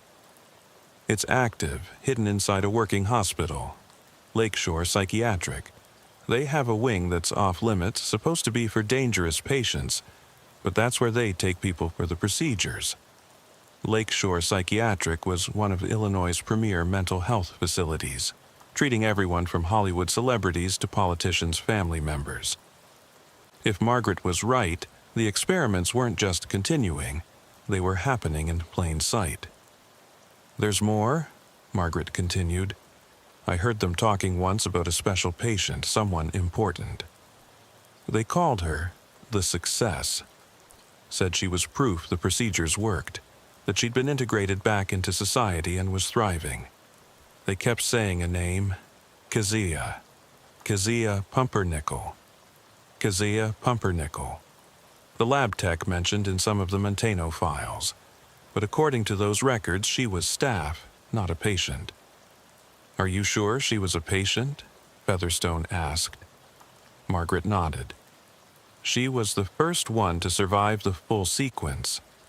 They turned her from patient to staff, made her forget she'd ever been sick. She helped with the experiments, not knowing she'd once been on the table herself. The implications were staggering. If they could alter someone's personality and memories that completely, make them forget their own identity and create a new one, then anyone could be a victim.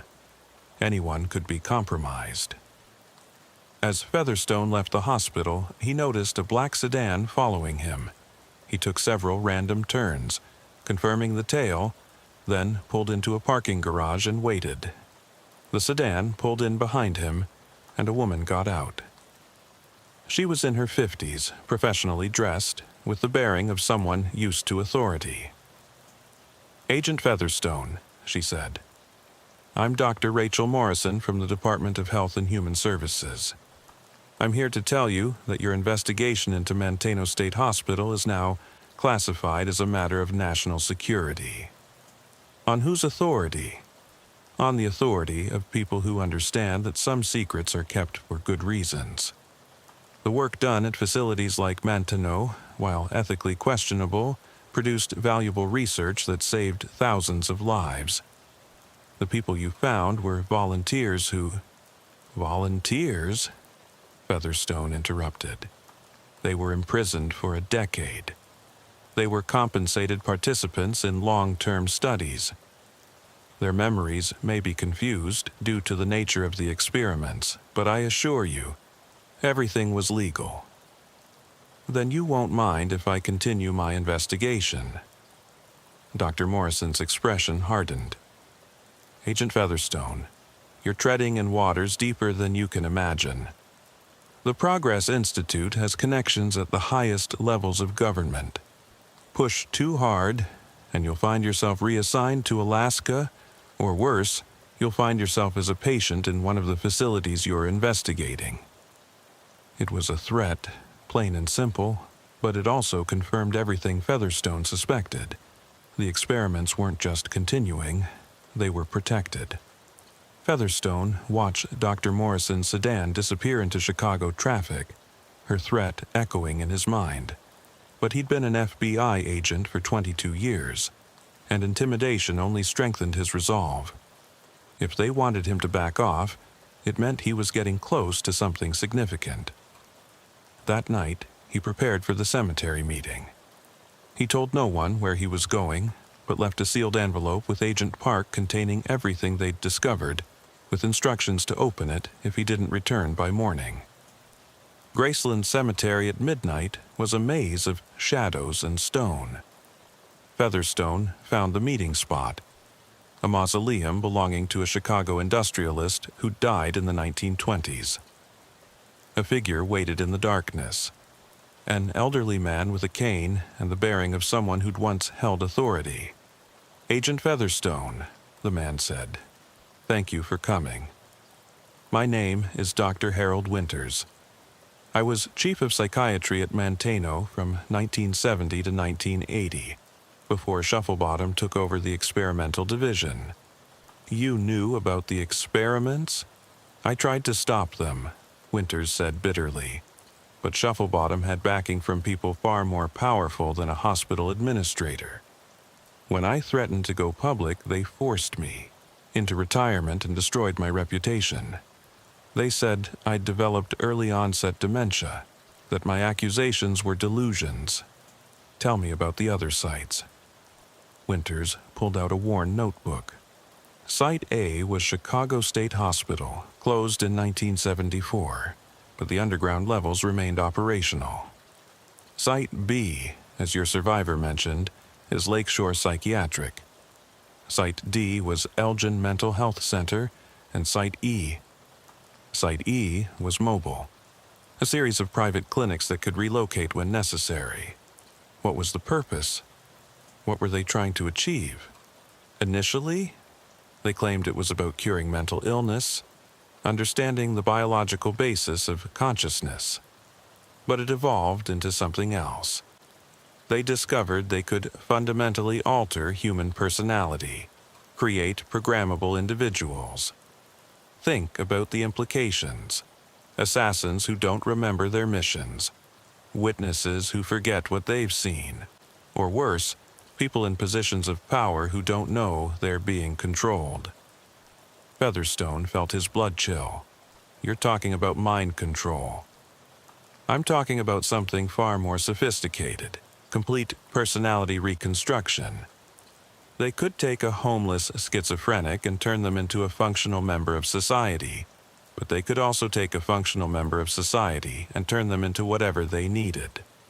The woman, Kezia Pumpernickel, yes, their greatest success. She was a patient, severely dissociative, multiple personalities. They didn't cure her. They selected one personality, enhanced it, and suppressed the others. She became brilliant, dedicated, utterly loyal to the program. She has no idea what she really is. Where is she now? Last I heard, she was working at a research lab in downtown Chicago, still connected to the Progress Institute. But Agent Featherstone, you must understand, there are dozens like her. People walking around Chicago who don't know they were patients, who don't know they've been altered. Winters handed him a flash drive. "Everything I collected before they discredited me. Patient names, real staff records, financial connections. But be careful. The moment you access this, they'll know. How? Because they're watching you already. Your phone, your computer, probably even your car. The Progress Institute has resources you can't imagine. They've been preparing for this day for decades." As Winters turned to leave, he paused. "One more thing. Eliezer Shufflebottom isn't dead. I've seen him recently at a medical conference in Detroit. He's using a different name now, but it was definitely him. The car accident was staged." Featherstone returned home to find his apartment door slightly ajar. He drew his weapon, entering carefully. The apartment had been searched, professionally, carefully, but searched nonetheless. Nothing was missing, but the message was clear. They could get to him whenever they wanted. His phone rang. Agent Park. "We have a problem," Park said. 3 of the Manteno survivors discharged themselves from the hospital against medical advice. They said they felt unsafe, that they were coming for them. The hospital security footage from their ward has been erased. How many are left? 9. I've arranged for federal marshals to guard them, but, Jim, there's something else. I ran background checks on the hospital staff treating them. 2 nurses and 1 doctor have connections to the Progress Institute. They were being watched from inside their own operation. Featherstone made a decision. Move the remaining survivors immediately. Take them to a federal facility outside Illinois. And Park? Trust no one else on this. The next morning, Featherstone visited Lakeshore Psychiatric. It was a modern facility, all glass and steel, projecting an image of progressive mental health treatment. He presented his credentials at the front desk, asking to speak with the administrator about a routine investigation. Dr. Amanda Foster, the administrator, was polished and professional. But Featherstone noticed the slight tension when he mentioned he was investigating historical connections to Manteno State Hospital. "Many of our senior staff worked at various state facilities before joining us," she said smoothly. "It's common in the psychiatric field. I'm particularly interested in any restricted wards or special treatment programs. All our wards are accessible to properly credentialed individuals. We have nothing to hide here, Agent Featherstone." She offered him a tour, which he accepted. They walked through pristine hallways, past treatment rooms and patient areas. Everything seemed normal, even progressive. But Featherstone noticed something. Certain hallways had additional security cameras, and one elevator required a special keycard that Dr. Foster didn't offer to use. "What's on the 5th floor?" he asked, noting the elevator buttons only went to 4, despite the building clearly having more levels. "Mechanical systems and storage," she replied quickly. "Nothing relevant to patient care." After leaving Lakeshore, Featherstone sat in his car reviewing Winter's flash drive on a secure laptop. The information was damning. Financial transfers, patient files, correspondence between Progress Institute board members discussing Phase 3 implementation. One email particularly caught his attention, dated just 6 months ago. "The Manteno subjects have exceeded survival projections. Recommend extraction and termination before discovery. Site B remains uncompromised and should be prioritized for continued operations. Subject KP continues to perform excellently in her current role. KP, Kezia Pumpernickel." Featherstone traced her current employment to a biotech firm called Nexus Laboratories. He drove there immediately, finding a sleek building in Chicago's tech corridor. At reception, he asked to speak with Kezia Pumpernickel regarding an ongoing investigation. The woman who came to meet him was in her 40s, professional, articulate, with no sign of the trauma she'd supposedly endured. She seemed genuinely confused by his questions about Manteno. "I've never been a patient there," she insisted. "I worked there briefly as a lab technician in the early 80s, but I left for better opportunities. Is there some confusion?" Featherstone studied her carefully. Either she was an excellent liar, or she genuinely didn't remember. "Miss Pumpernickel, what do you remember about your childhood?" She frowned. "Normal childhood. Grew up in Springfield, went to University of Illinois, got my degree in biochemistry." Why? But when Featherstone pressed for specific memories, childhood friends, addresses, teachers' names, she became vague, almost confused. It was as if her past before Manteno was a carefully constructed story she'd been told rather than lived. "I should go," she said suddenly, a flash of fear in her eyes. "I have work to do." As she left, Featherstone noticed her hands were trembling. Some part of her, buried deep, knew something was wrong. That evening, Featherstone received an urgent call. One of the Manteno survivors, Thomas, had managed to call him from the federal facility. "Agent Featherstone," I remembered something. The dates. They were obsessed with dates. Every 5 years they'd do a major procedure, something they called reinforcement. If Kezia was treated in the early 80s, she'd be due for another session soon. Reinforcement? To maintain the programming. Without it, the original personality starts to resurface. They kept careful schedules. "Check the dates, Agent. Check when each of us was taken." Featherstone pulled up the files. Thomas was right. There was a pattern. Every 5 years, subjects would disappear for a few weeks, then return with no memory of the absence. If Kezia Pumpernickel's last reinforcement was 5 years ago, she was overdue. His phone buzzed with a text from an unknown number. "She's remembering. Site B, tonight. Come alone if you want to save her." It was obviously a trap, but if Kezia was beginning to remember her true past, she was in immediate danger. The Progress Institute wouldn't allow their prize success to become a liability. Featherstone called Park. "I need you to get a warrant for Lakeshore Psychiatric. Full search, including all restricted areas. Have a full tactical team ready, but don't move until I give the signal." "Jim, what are you planning?" "I'm going to Site B. If I don't contact you by 3 a.m., raid the place." He drove to Lakeshore as midnight approached. The public parking lot was nearly empty, but he noticed several unmarked vans in the staff area. Using lockpicks, he entered through a service door, avoiding the main security cameras. The building was different at night. The pristine medical facility took on a sinister quality in the darkness. Featherstone made his way to the restricted elevator, using a keycard he'd lifted from Dr. Foster's office during the tour. The 5th floor was nothing like the rest of the hospital. The modern facade gave way to older construction, equipment from the 1980s, and the unmistakable smell of fear and antiseptic. He could hear voices ahead, multiple people in conversation. Following the sound, he found himself outside an observation window looking into an operating theater. Inside, Kezia Pumpernickel was strapped to a table, electrodes attached to her head.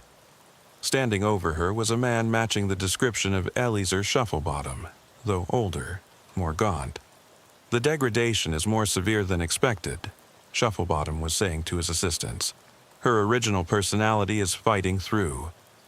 We may need to perform a complete reset. That could kill her," one assistant objected, "or leave her catatonic. Better that than having her remember. She knows too much about the early procedures. If she testifies." Featherstone had heard enough. He burst through the door, weapon drawn. "FBI! Everyone step away from the patient." The room erupted in chaos. Shufflebottom grabbed a scalpel, holding it to Kezia's throat. "One more step and she dies." "It's over, Shufflebottom. We have all the evidence from Manteno. We know about all 5 sites. Your Progress Institute is finished."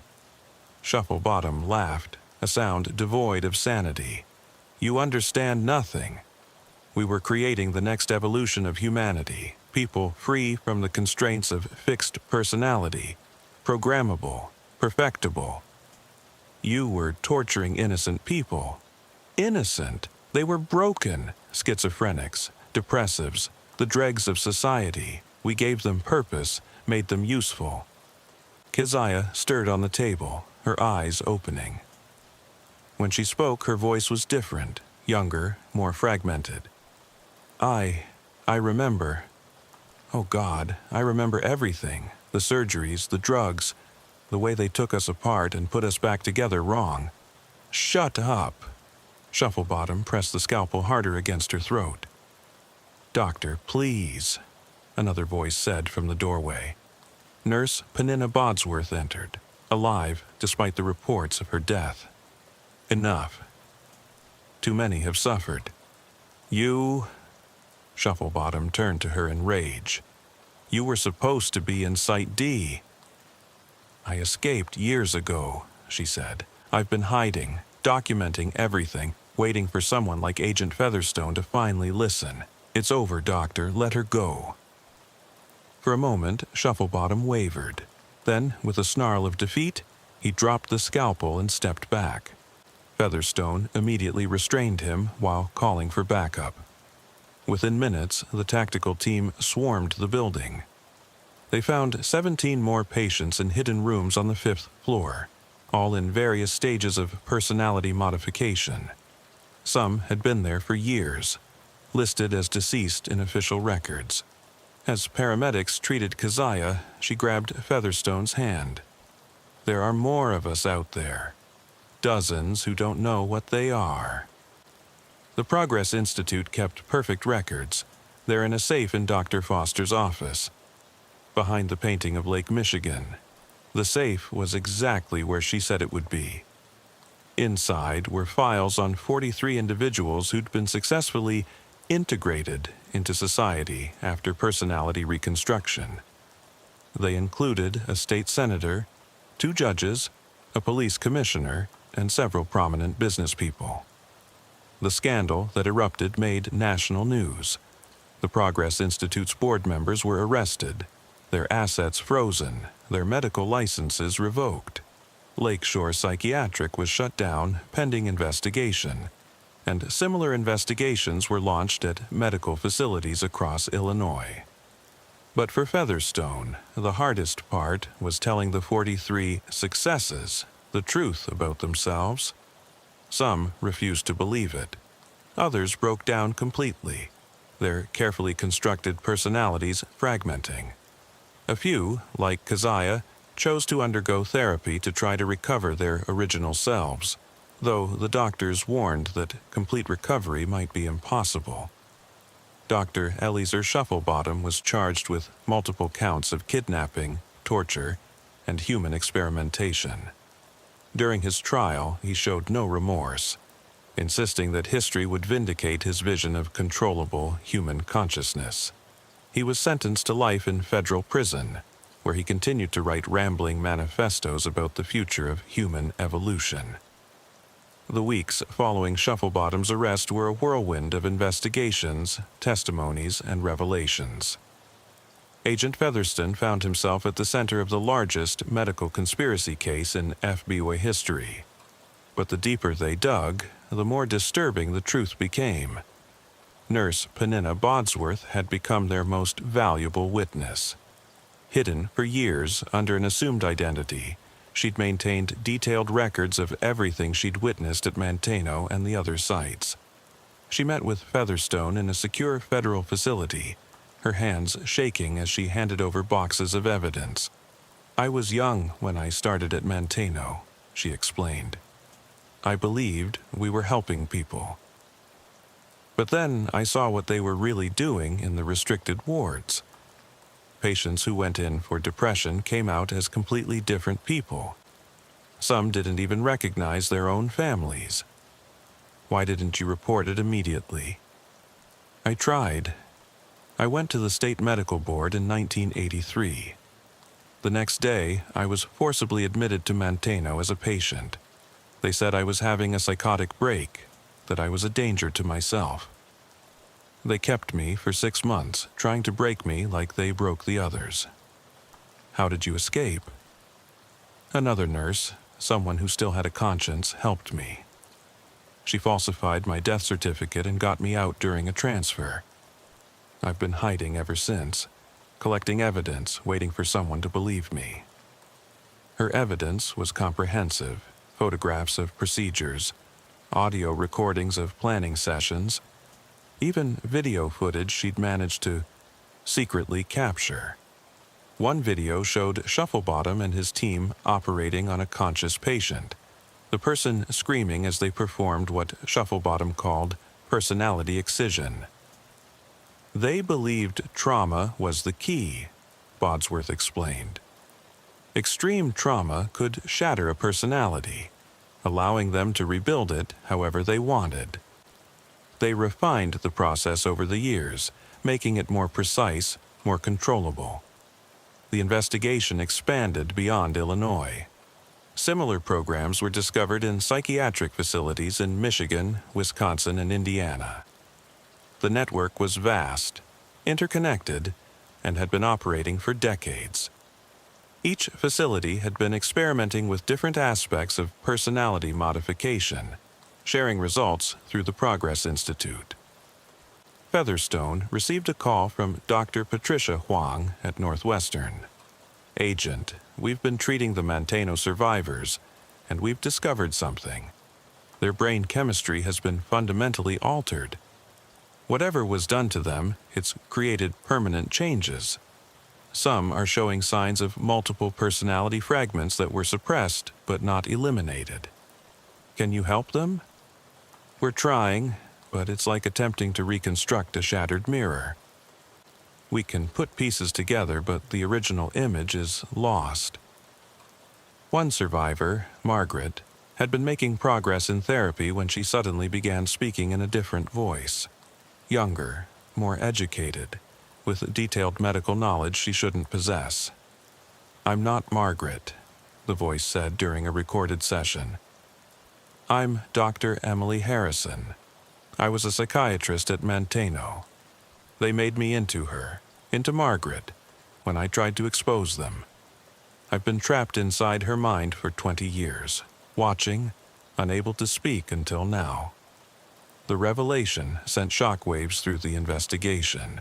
If they could completely overwrite one person's personality with another, how many of the patients were actually former staff members who'd been punished for dissent? Featherstone obtained a warrant to exhume bodies from the Manteno Cemetery, where patients who died at the facility were buried. The forensic examination revealed that several graves supposedly containing patients actually held the remains of staff members who'd been reported as having resigned or transferred. Meanwhile, the 43 successes living in society were struggling with the revelation of their true identities. State Senator Michael Thompson had publicly denied being a former patient, but when presented with video evidence of his procedures, he broke down during a press conference. "I don't know who I really am," he sobbed on live television. "The person I thought I was, the memories I thought I had, they're all fabricated. My entire life is a lie." 3 of the successes took their own lives within a week of learning the truth, unable to cope with the existential crisis of their manufactured identities. Others formed a support group, trying to piece together their original selves from fragments and medical records. Kezia Pumpernickel had chosen to undergo intensive therapy to recover her original personality. The process was agonizing, each session bringing back memories of trauma and experimentation. She met with Featherstone regularly, providing insights into the program's methods. "They didn't just change our personalities," she explained. "They programmed us with specific skills, knowledge, even fake memories. I have a complete childhood that never happened, parents who never existed. But I also have knowledge I shouldn't have. Advanced biochemistry, surgical techniques, things they downloaded into my brain during the procedures." Downloaded. That's what it felt like.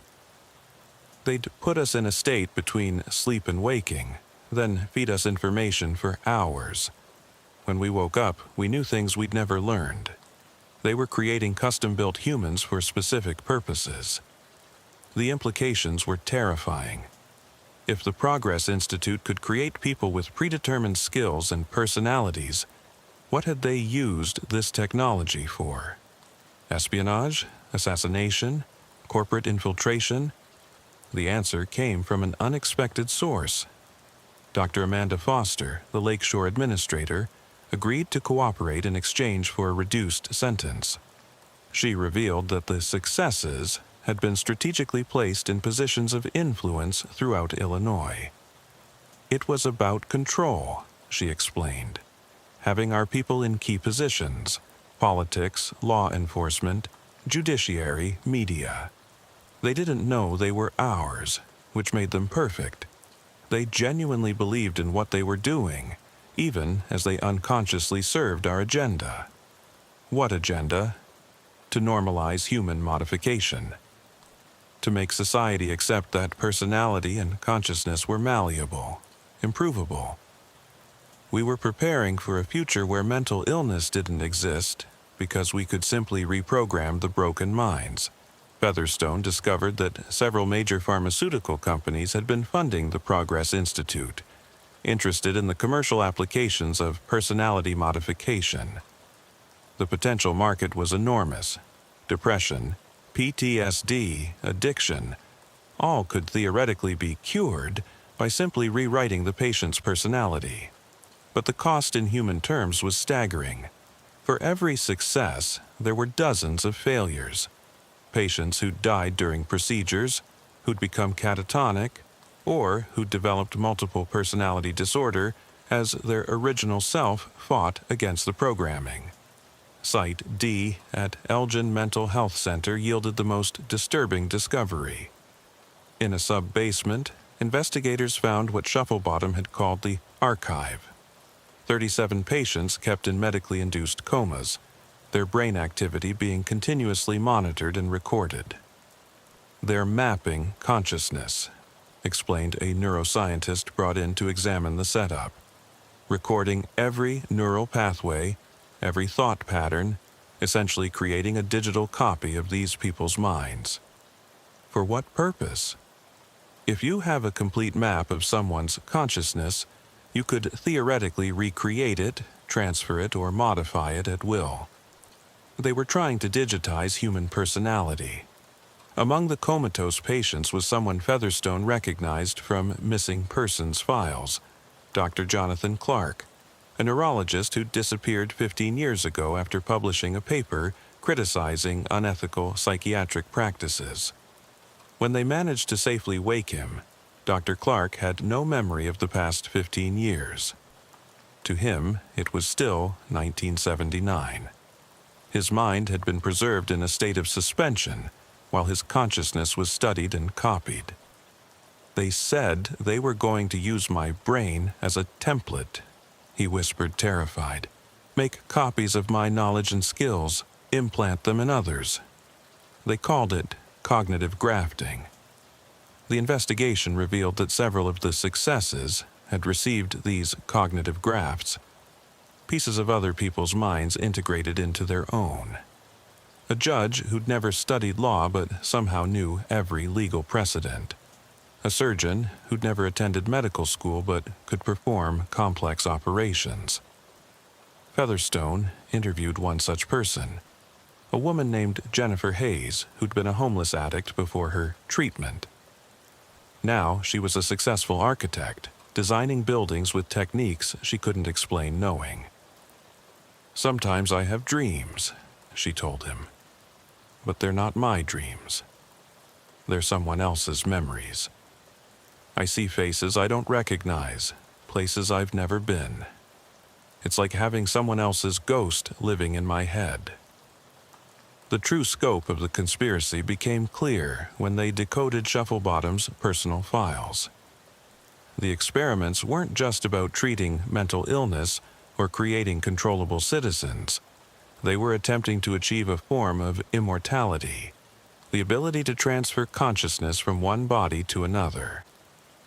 "The ultimate goal," Shufflebottom had written, "is to free human consciousness from the limitations of the biological brain. To create a world where death is merely an inconvenience, where we can upgrade our minds like software, where personality becomes a choice rather than a fixed trait." The Progress Institute had been planning to go public with a commercialized version of their technology within 5 years. They had marketing plans, investor presentations, even a list of celebrities who'd agreed to be early adopters. The idea of elective personality modification was going to be presented as the next step in human evolution. But the cost had been paid in blood and suffering. The investigation ultimately identified over 300 victims across the 5 sites, spanning 40 years of experimentation. Some had died, some had been released with no memory of their ordeal, and some were still living as different people entirely. Featherstone stood in the empty remains of Site E, the mobile facilities that had been discovered in a warehouse district. The equipment had been hastily abandoned, but bloodstains on the operating tables told their own story. His phone rang. It was Agent Park. "Jim, we've got a problem. 3 board members of the Progress Institute have disappeared. Their homes are empty, their accounts drained, and we've received intelligence that similar facilities to Sites A through E have been discovered in California, Texas, and Florida." It's not over, Featherstone realized. We've only found one cell of something much larger. Park continued, "There's more. The DOD has classified portions of our investigation. Apparently, some of the personality modification techniques were developed using military funding. They're claiming national security." Featherstone felt the weight of this revelation. If the military had been involved, if the government had known, then the conspiracy went deeper than anyone imagined. That evening, he visited Keziah, Pumpernickel, one last time. She'd made a decision about her treatment. "I'm stopping the recovery therapy," she announced. "Why?" "Because I don't know if the person I'm recovering is any more real than the person I am now. Maybe she was also modified earlier, before the memories I'm recovering. How far back do I go? How do I know when I've found the real me?" She had a point. If personality modification had been happening for 40 years, how many people had been changed without knowing it? How many families had been living with strangers wearing familiar faces? "What will you do?" Featherstone asked. "Live with who I am now. Try to build something real from here forward. The past is broken beyond repair, but maybe the future doesn't have to be." As Featherstone left, she handed him a flash drive. "I remembered something else. There's a list of future subjects, people they were planning to take. Politicians, activists, journalists, anyone who might oppose them. You need to warn them." The list contained over 200 names, including several prominent figures in Chicago. Each had a detailed psychological profile and a planned intervention date. Featherstone spent the next weeks warning those on the list, though many didn't believe him until he showed them the evidence. Some went into protective custody. Others hired private security. A few disappeared entirely, afraid of being taken. The trials of the Progress Institute members would continue for years. Shufflebottom was found dead in his cell 6 months into his sentence, supposedly suicide, though no one who knew him believed he was capable of killing himself. His death took many secrets with him. Nurse Penina Bodsworth entered witness protection after testifying. She'd done her duty, she said, but she'd never feel safe again. The knowledge of what humans were capable of doing to each other had broken something in her that could never be repaired. The Manteno survivors were offered lifelong medical care and compensation, though no amount of money could restore their stolen years and identities. Some managed to build new lives. Others remained institutionalized, their minds too fragmented to function in society. The facilities were all closed, their equipment destroyed, their records sealed. But rumors persisted of other sites, other programs, other victims yet to be discovered. Occasionally, someone would report a loved one acting strangely, having memories that didn't match reality, skills they'd never learned. 6 months after the initial raids, Agent Jeduthan Featherstone thought the worst was behind them. The Progress Institute was disbanded, its members imprisoned or fled, and the victims were receiving care.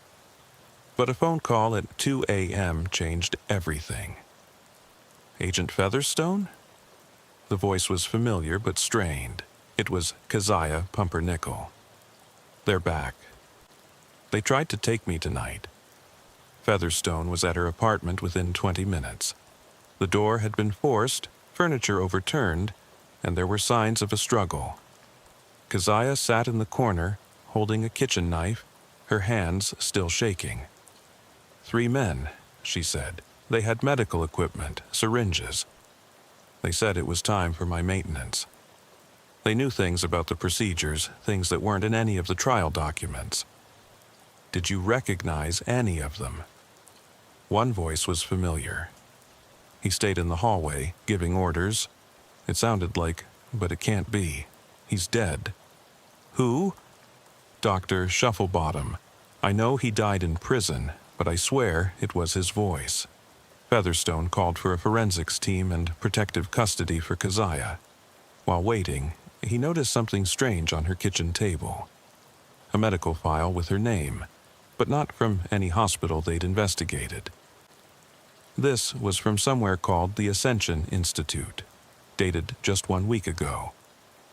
I've never heard of the Ascension Institute, Keziah said, reading through the file. But according to this, I've been a patient there for years. They have detailed records of procedures I don't remember, appointments I never attended. The file contained something else. Photographs of Keziah in a medical facility, unconscious on an operating table. The metadata showed they were taken 3 days ago, when Keziah was definitely at work in her lab. That's impossible, she breathed.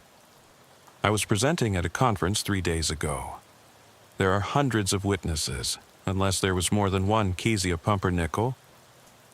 Featherstone immediately called the federal prison where Shufflebottom had died. The warden confirmed the death, even sent the autopsy report. But when Featherstone requested DNA confirmation, the warden went quiet. The body was cremated immediately after the autopsy, he admitted. Family request. Shufflebottom had no family. The request came from his medical proxy, a Dr. Cornelius Blackwood. Blackwood. The name appeared nowhere in their investigation. Featherstone ran it through every database, finding only one match, a psychiatrist who'd supposedly died in 1962, founder of an experimental psychiatric institute that had been closed for unethical practices. The Ascension Institute's address led to a modern medical building in Schaumburg, a Chicago suburb. Featherstone assembled a team for surveillance, but what they found defied explanation. The building was fully operational, with doctors, nurses, and patients coming and going. It had been there for years, according to local businesses, yet it appeared in no official records. How is this possible? Agent Park asked, reviewing their findings. A fully functioning medical facility that doesn't legally exist? They obtained a warrant through a federal judge who'd been briefed on the Progress Institute case. The raid was scheduled for dawn, but when they arrived, the building was empty. Not abandoned. Empty. As if everything had been removed overnight. The only thing left was a single filing cabinet containing patient records. All 43 of the Progress Institute's successes were listed as current patients. Each file contained detailed schedules of maintenance procedures performed over the years. The people living their modified lives had been regularly taken, treated, and returned with no memory of the events. The technology wasn't just more advanced than they'd thought. It was being actively maintained. Featherstone visited Jennifer Hayes, the architect who'd received cognitive grafts. She insisted she'd never been to the Ascension Institute. But when shown photographs from her file, she broke down. I have gaps, she admitted. Days I can't remember, usually after feeling sick. I always assumed it was stress, but, oh God, they've been taking me, doing things to me. A pattern emerged. Every success had similar gaps, periods of missing time that aligned with the maintenance schedules in the files. They'd been living their lives unaware that they were being regularly abducted and adjusted. But the true horror was revealed when they decoded a hidden partition in the filing cabinet, backup drives containing video footage. The procedures weren't just maintenance, they were upgrades.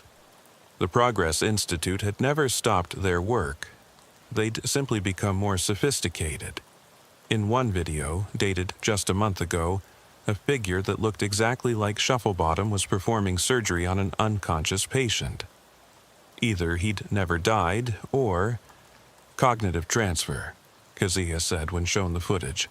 They talked about it in the early days. The ability to transfer a consciousness from one body to another. They must have succeeded. The implications were staggering. If they could transfer consciousness between bodies, then death meant nothing to them. They could simply move to a new host and continue their work. Featherstone received an encrypted email that night. Stop searching or become subjects. You cannot kill an idea. Attached was a video file. It showed Featherstone himself, unconscious on an operating table, dated 2 weeks ago, a period when he thought he had the flu and spent 3 days in bed with no clear memory. They've already been in my head, he said numbly. The video continued, showing a surgeon, face obscured but voice unmistakably Shufflebottom's, explaining to unseen observers. Agent Featherstone represents our first attempt at cognitive insertion into active law enforcement. The procedures were successful, but his natural resistance is stronger than anticipated. He'll need regular reinforcement to maintain the programming. Featherstone immediately submitted himself for full medical and psychological evaluation. The results were disturbing. There were surgical scars he didn't remember getting, neural pathways that showed signs of external manipulation, and most unsettling gaps in his memory that he hadn't noticed until they were pointed out. How much of me is still me? He asked the examining psychiatrist. We can't be certain, she admitted. The modifications are sophisticated, integrated seamlessly with your natural thought patterns. It's possible you've been subtly influenced without realizing it. The investigation took on a new urgency. If they could take and modify an FBI agent without detection, no one was safe. Resources poured in from Washington, and a joint task force was created with one mission: find and stop whoever was continuing the Progress Institute's work. The breakthrough came from an unexpected source. Dr. Harold Winters, the former Manteno administrator who'd helped expose the conspiracy, contacted Featherstone with new information. I've been investigating on my own, he said. The Progress Institute was just the latest name for something much older. The Blackwood Institute in the 1960s, the Humanitarian Research Foundation in the 1940s, the Chicago School of Mental Hygiene in the 1920s. They're all the same organization, evolving, adapting, surviving. For 100 years? Maybe longer? And they're not just in Chicago. I found references to sister organizations dating back to the 1800s in Vienna, London, Moscow. This isn't a conspiracy. It's a parallel civilization, hiding within our own. Winters had compiled evidence of a shadow medical establishment that had been operating for over a century, advancing human modification technology far beyond what mainstream science believed possible. They recruited the brilliant and the ruthless, those who believed that human nature itself was a disease to be cured. They call themselves the architects, Winters explained. They believe they're designing the next phase of human evolution. The Progress Institute was just one branch that got too bold, too visible. The rest are still out there, still working. The task force raided 17 locations based on Winter's intelligence. Most were empty, cleared out before they arrived. But one, an abandoned hospital in Gary, Indiana, yielded results. In the basement, they found an active laboratory with equipment decades ahead of current medical technology. Brain-computer interfaces, neural mapping devices, and most disturbing rows of cultivation tanks containing what appeared to be cloned human nervous systems. "They're growing blank slates," explained a neuroscientist brought in to examine the facility. "Nervous systems without consciousness, ready to receive a transferred personality." A partially destroyed hard drive recovered from the facility contained fragments of communication between architect cells worldwide. They were planning something called the Great Integration, a mass conversion event where thousands of people would be simultaneously modified. "We estimate 10,000 subjects worldwide," one message read. "Political leaders, business executives, military commanders, media personalities. When we activate them simultaneously, the old world ends and the new begins." The date for the Great Integration was set for 6 months away. Featherstone's team worked frantically to identify and protect potential targets, but they faced a terrible problem. How could they know who had already been modified?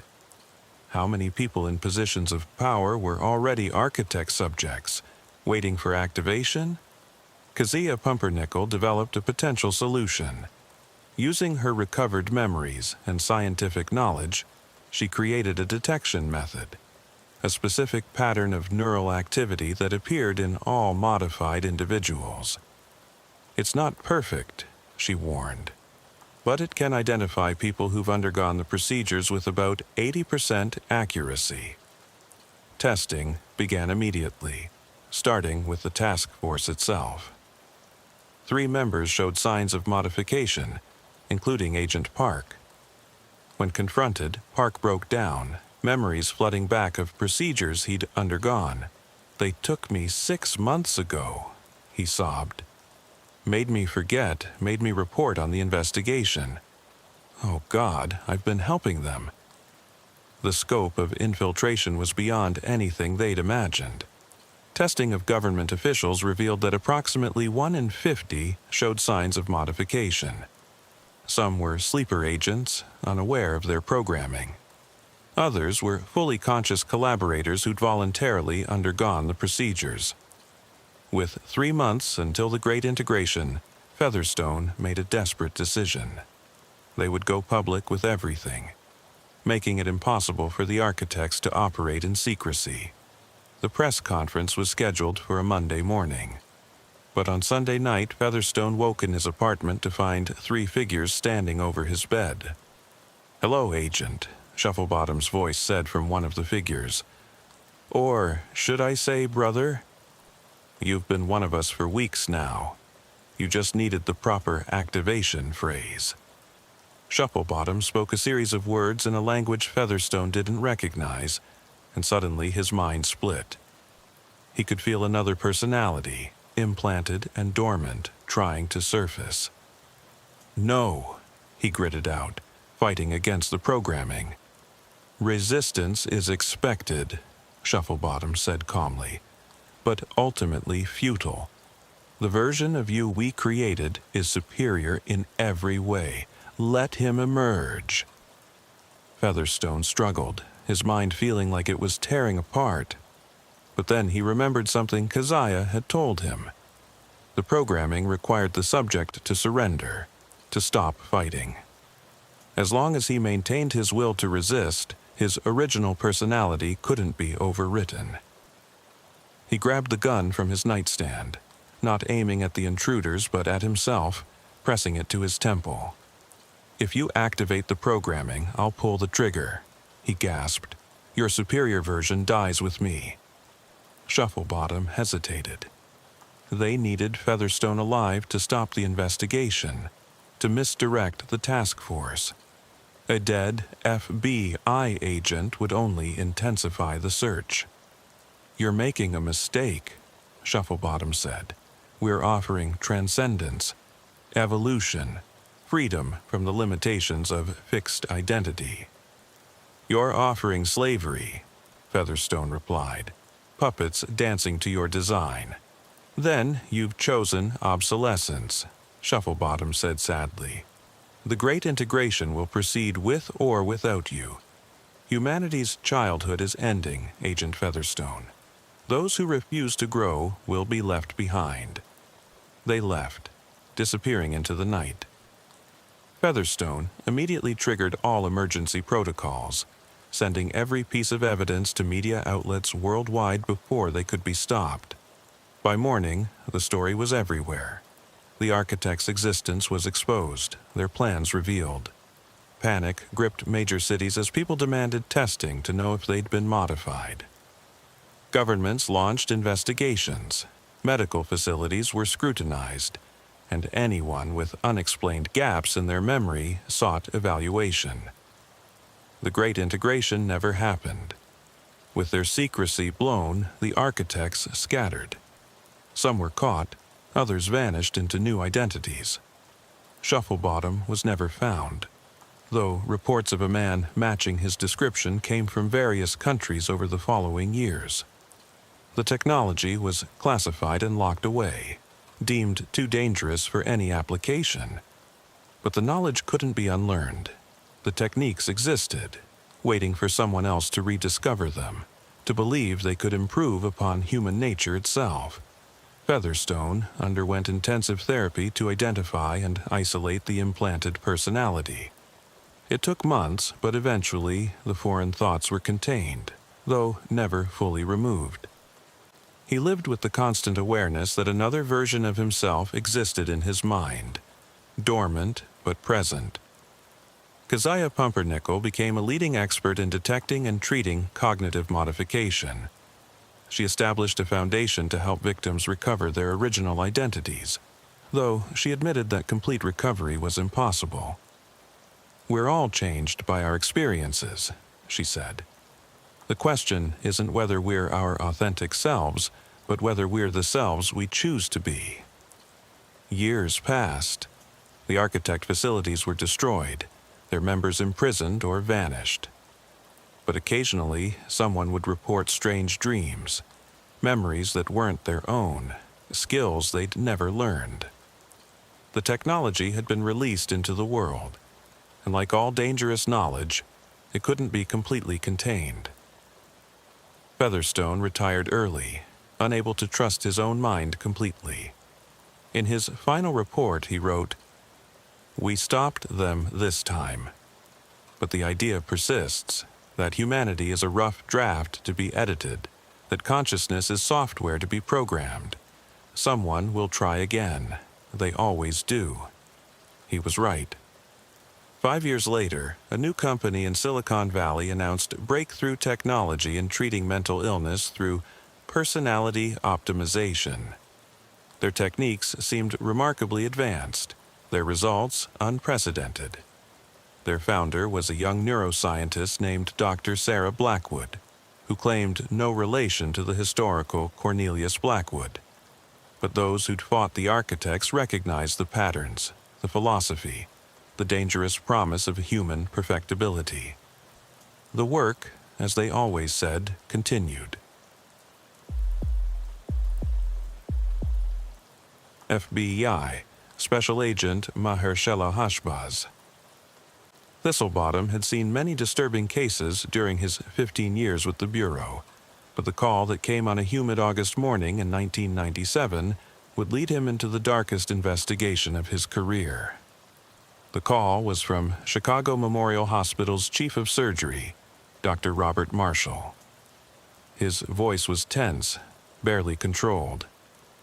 "Agent Thistlebottom, we need federal involvement immediately. We've discovered discrepancies in our organ donation program that suggest, God, I can't even say it over the phone. Can you come to the hospital?" Thistlebottom arrived within the hour at the sprawling medical complex on Chicago's North Side. Dr. Marshall met him in a private conference room, along with the hospital's legal counsel and head of security. Their faces were grave. 3 days ago, Dr. Marshall began, one of our transplant coordinators noticed something unusual. A liver that was supposed to come from a deceased donor in Milwaukee never arrived, but our records showed it had been successfully transplanted here. A paperwork error? That's what we thought. But when we investigated further, we found 17 similar cases over the past 2 years. Organs that were supposedly donated and transplanted, but with no record of the actual donors dying. You're saying, we don't know what we're saying, the legal counsel interrupted. But either our records are catastrophically wrong, or someone is sourcing organs through alternative means. Thistlebottom felt his blood chill. Organ trafficking was one of the most heinous crimes imaginable, but it was typically associated with third-world countries, not premier American hospitals. I need to see all your records, he said, and I need to speak with your transplant team. The records were extensive and, on the surface, appeared legitimate. Each transplant had proper documentation, consent forms, compatibility tests. But when Thistlebottom cross-referenced with death certificates from the supposed donor hospitals, the pattern became clear. The donors didn't exist. He interviewed the transplant coordinators first. Most were shocked by the revelations, but one, a nervous woman named Patricia, mentioned something interesting. There's this surgeon, Dr. Bathsheba Higginbotham. She handles a lot of our emergency transplants, the ones that come in during off hours. She always has amazing success rates finding compatible organs quickly. Dr. Bathsheba Higginbotham's personnel file revealed an impressive career. Harvard Medical School, residency at Johns Hopkins, and a specialty in transplant surgery that had made her one of the most sought-after surgeons in Chicago. She primarily worked with wealthy private patients who paid premium prices for her services. Thistlebottom arranged to interview her, but when he arrived at her office, her assistant informed him that Dr. Higginbotham had suddenly taken a leave of absence for a family emergency. When did she leave? Thistlebottom asked. This morning, right after Dr. Marshall's meeting about the investigation. Suspicious timing. Thistlebottom obtained a warrant for Dr. Higginbotham's office and home. Her office was meticulously clean, almost suspiciously so. But in a locked drawer, they found a second set of patient files, ones that didn't match the official hospital records. These files contained photographs of patients Thistlebottom recognized from missing persons reports. Young, healthy individuals who'd vanished from Chicago's streets over the past 2 years. Next to each photo was detailed medical information: blood type, tissue compatibility markers, organ viability assessments. She was cataloging them, Agent Patricia Williams, Thistlebottom's partner, said in horror. Like inventory. Dr. Higginbotham's apartment was empty, but not abandoned. Clothes were missing, toiletries gone, but larger items remained. She'd fled in a hurry, but with planning. On her home computer, which she'd attempted to wipe, forensic specialists recovered fragments of encrypted communications. The messages were coded, but referenced merchandise, delivery schedules, and client requirements. One partially recovered message mentioned a contact named Nebuchadnezzar Snodgrass and an address in an industrial district on Chicago's south side.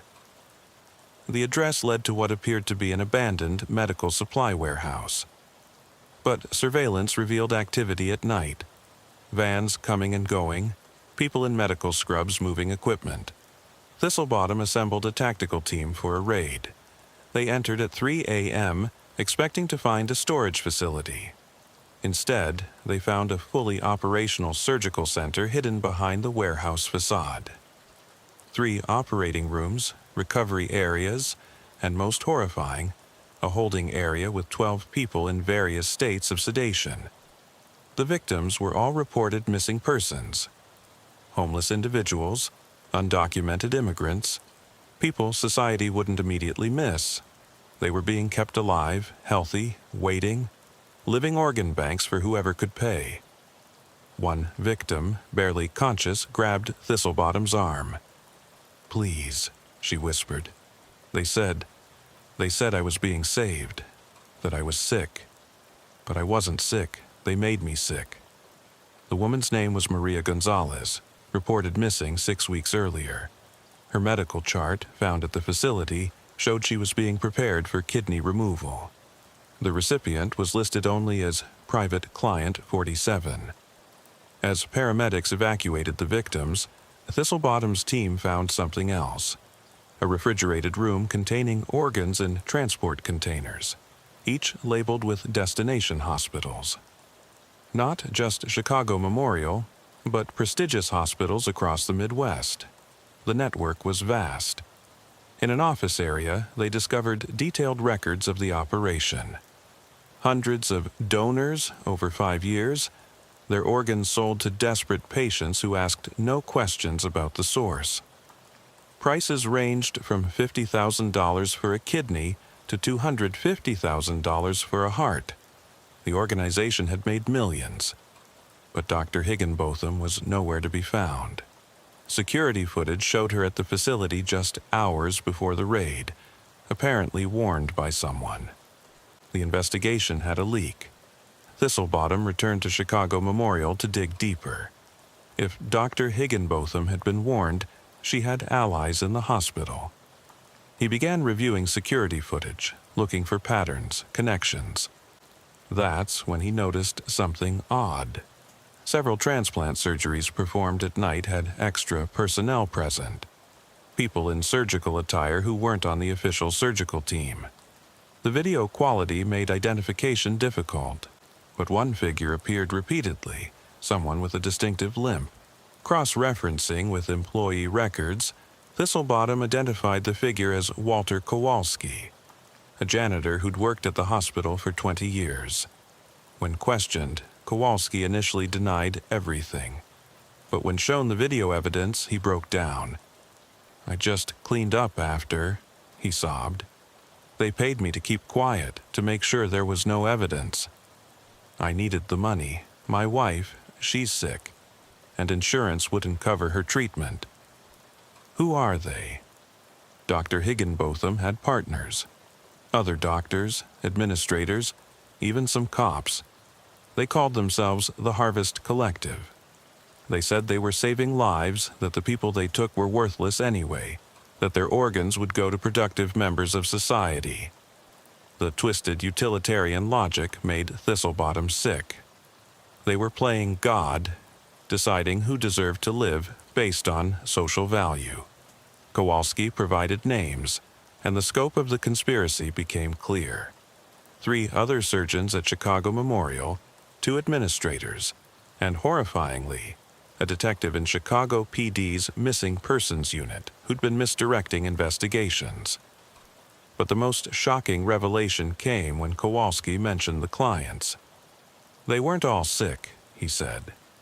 Some needed transplants to survive. But others were healthy. They wanted upgrades, younger organs to extend their lives. There's this whole underground market for enhancement surgery. Enhancement? Rich people paying for younger hearts, lungs, kidneys, not because theirs are failing, but because they want to live longer. Dr. Higginbotham called it preventive replacement. She said it could add 20 years to someone's life. The victim list Thistlebottom compiled was heartbreaking. Over 200 people, all from society's margins, harvested for their organs. Some had survived the initial organ removal only to die from complications. Others had been kept alive for multiple harvests. A kidney first, then liver tissue, bone marrow, whatever could be taken without immediately killing them. One name on the victim list caught his attention: Hephzibah Whippoorwill, a 28-year-old woman who disappeared from a homeless shelter 9 months earlier. According to the records, she'd been a universal donor. O-negative blood, unusual tissue compatibility, They'd kept her for 7 months, taking blood regularly, bone marrow twice, and were preparing to take a kidney when the facility was raided. Thistlebottom found her at Northwestern Memorial, where the victims were being treated. She was traumatized but coherent, and her testimony would prove crucial. "They told us we were special," she said, her voice hollow, "that we were chosen to help important people. They kept us sedated most of the time, but sometimes I was awake during the procedures. I could feel them taking pieces of me." "Did you ever see the recipients, the people getting the organs?" "Once. A woman, maybe 60, very elegant. She thanked me for my gift, said my kidney would let her see her grandchildren grow up, as if I had chosen to give it. The investigation expanded rapidly. Federal agencies joined the hunt for Dr. Higginbotham and her associates. The Harvest Collective's financial records, recovered from encrypted servers, revealed payments from some of Chicago's wealthiest families. CEOs, politicians, celebrities, people who'd publicly received transplants with supposedly legitimate donors. One name stood out, City Councilman James Morrison, who'd received a heart transplant 6 months earlier. The official story was that the heart came from a motorcycle accident victim. But the Harvest Collective's records showed it came from a 22-year-old homeless veteran named Marcus Thompson, who'd been specifically selected for his healthy heart and compatibility with Morrison. When questioned, Morrison initially maintained his innocence, claiming he'd trusted his doctors. But when presented with evidence of a $300,000 payment to an account linked to the Harvest Collective, made just days before his surgery, he hired a lawyer and stopped talking. The media frenzy was immediate and intense. Every transplant performed in Chicago over the past 5 years was scrutinized. Families who thought their loved ones had been saved by generous donors learned the horrific truth about the source of the organs. But Dr. Higginbotham remained at large. Interpol was alerted. Borders were watched, but she seemed to have vanished completely. Then, 2 weeks after the raid, Thistlebottom received a package at his office. No return address, but postmarked from Mexico City. Inside was a flash drive and a note in elegant handwriting. "Agent Thistlebottom, you see only crime where I see necessity. Every year, thousands die waiting for organs while others die with perfectly viable organs unharvested. I simply corrected this inefficiency. The people I selected were contributing nothing to society. In death, or near death, they finally had value. Their sacrifice saved productive members of society, doctors, teachers, parents. Who are you to say this was wrong? The Harvest Collective was just the beginning. This practice exists worldwide, will continue to exist, because the demand will never cease. You've stopped one operation, but others will take its place. The wealthy will always find ways to extend their lives, and the poor will always be their resource. I've included evidence of other operations in other cities, other countries. Do with it what you will. But know that you're fighting human nature itself, the desire to survive at any cost." Dr. B. Higginbotham. The flash drive contained detailed information about organ harvesting operations in Los Angeles, Miami, New York, and internationally in Brazil, India, and Eastern Europe. It was a global network, and Chicago had been just one node. The information on Dr. Higginbotham's flash drive led to the largest international law enforcement operation in medical crime history. But for Agent Mahershala al-Hashbaz Thistlebottom, the focus remained on Chicago, where the investigation was revealing deeper layers of corruption. 3 weeks after the warehouse raid, a breakthrough came from an unexpected source. A man calling himself Nebuchadnezzar Snodgrass walked into the FBI field office and asked to speak with Thistlebottom directly. Snodgrass was not what Thistlebottom expected.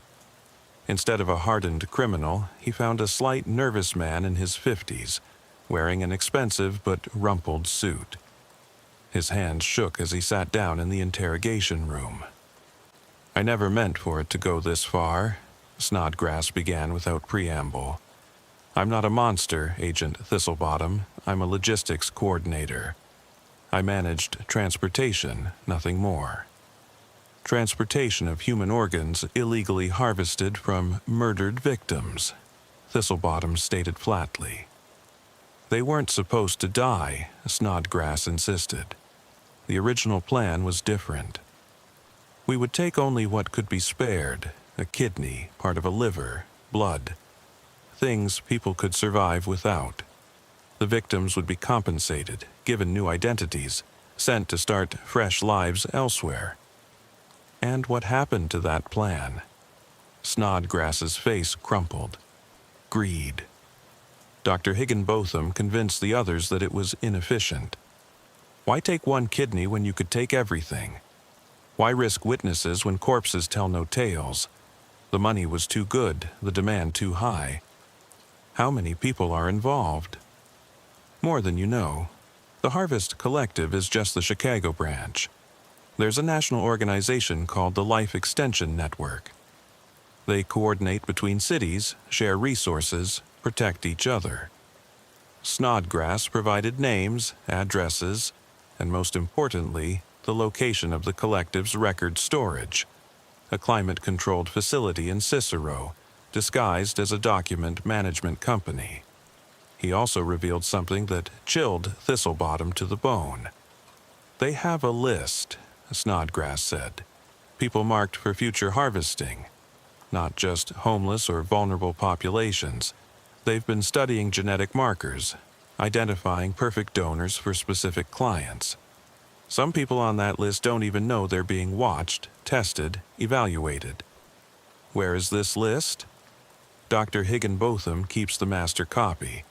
But there's a backup at the Cicero facility. The raid on the Cicero facility was conducted that night.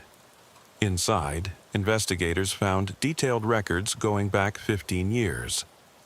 The Harvest Collective had been operating longer than anyone suspected, evolving from a small black market operation into a sophisticated criminal enterprise. The Future Harvest list was horrifying. Over 3,000 names, complete with medical histories obtained through illegal access to hospital databases, genetic profiles from ancestry testing companies that had been hacked, and surveillance notes on daily routines. Some entries had optimal harvest dates listed, when the person would be most vulnerable, least likely to be immediately missed. One entry made Thistlebottom's blood freeze. His own name was on the list, along with his blood type, tissue markers, and a note. Federal agent, high-risk target. Valuable for multiple clients seeking law enforcement biological markers for immunity research. They weren't just harvesting organs anymore. They were harvesting specific biological traits, antibodies from people who'd survived certain diseases, stem cells from young athletes, brain tissue from intellectuals. It was a grotesque catalog of human biological resources. The investigation team immediately began contacting people on the list, warning them of the danger. Many didn't believe it at first. The idea that they'd been marked for organ harvesting seemed like paranoid fantasy. But when shown the detailed surveillance notes about their lives, most accepted protective custody. Meanwhile, financial forensics revealed the collective's money trail. Payments had come from offshore accounts linked to shell companies, but patient investigators traced them back to their sources. The client list read like a who's who of wealthy Americans seeking to cheat death. One client stood out, Richardson Sterling, a pharmaceutical billionaire who'd received 7 organ transplants over the past decade. Each time, he'd claimed hereditary organ failure, but medical experts reviewing his files found no genetic condition that would require such extensive replacement. When federal agents arrived at Sterling's mansion in Lake Forest, they found a macabre scene. Sterling had converted his home into a private medical facility. He had a full-time medical staff, surgical suites, and most disturbing, a young man in a medically induced coma connected to Sterling via blood transfusion equipment. Parabiosis, the attending physician explained after being arrested. Mr. Sterling believed that young blood could reverse aging. The subject is changed every 3 months. The young man was identified as David Park, a 23-year-old who disappeared from a gym 6 weeks earlier. He'd been selected for his exceptional health and compatible blood type. Sterling had been literally draining the youth from him. David survived, though with significant psychological trauma. His testimony revealed that he'd been conscious at times, aware of what was happening but paralyzed, unable to cry out or resist. Sterling's medical team had kept him in a state of living death to preserve the quality of his blood. As more arrests were made, a pattern emerged. The Harvest Collective had created a 2-tier system. Poor and marginalized victims were harvested completely, their organs distributed to multiple recipients. But wealthy victims, those with exceptional genetics or specific desired traits, were kept alive, slowly harvested over time for maximum value. Dr. Bathsheba Higginbotham remained at large, but her associates began to talk. Dr. Jennifer Martinez, a surgeon who'd performed dozens of illegal transplants, agreed to testify in exchange for a reduced sentence. Bathsheba was brilliant, Martinez said during her deposition. She pioneered techniques that mainstream medicine won't achieve for decades. She could make incompatible organs work, prevent rejection without immunosuppressants, even reverse some organ damage before transplantation. Where did she learn these techniques? She said she studied in Eastern Europe after medical school, at institutes that didn't follow Western ethical constraints. She learned from doctors who'd experimented during the Balkan conflicts using war casualties as test subjects. Martinez revealed that Higginbotham had been developing something she called Project Chrysalis, a procedure to completely replace all major organs in a single operation, essentially giving someone an entirely new body while preserving their brain. She said it was the ultimate life extension, Martinez explained. A 70-year-old could have the body of a 20-year-old. She'd already done preliminary work on animals and was looking for the first human subject. Who? Herself. She was going to have her own organs replaced with those from a carefully selected donor, someone young, healthy, genetically superior. She'd been screening candidates for years. The investigation took a personal turn when Thistlebottom received a call at home late one night. The voice was electronically disguised, but the message was clear. Stop the investigation or become part of it. We have resources you can't imagine, reach you can't escape. Your wife Sarah visits the grocery store every Tuesday at 3 p.m. Your daughter Emma takes dance classes on Thursdays. We know everything about you.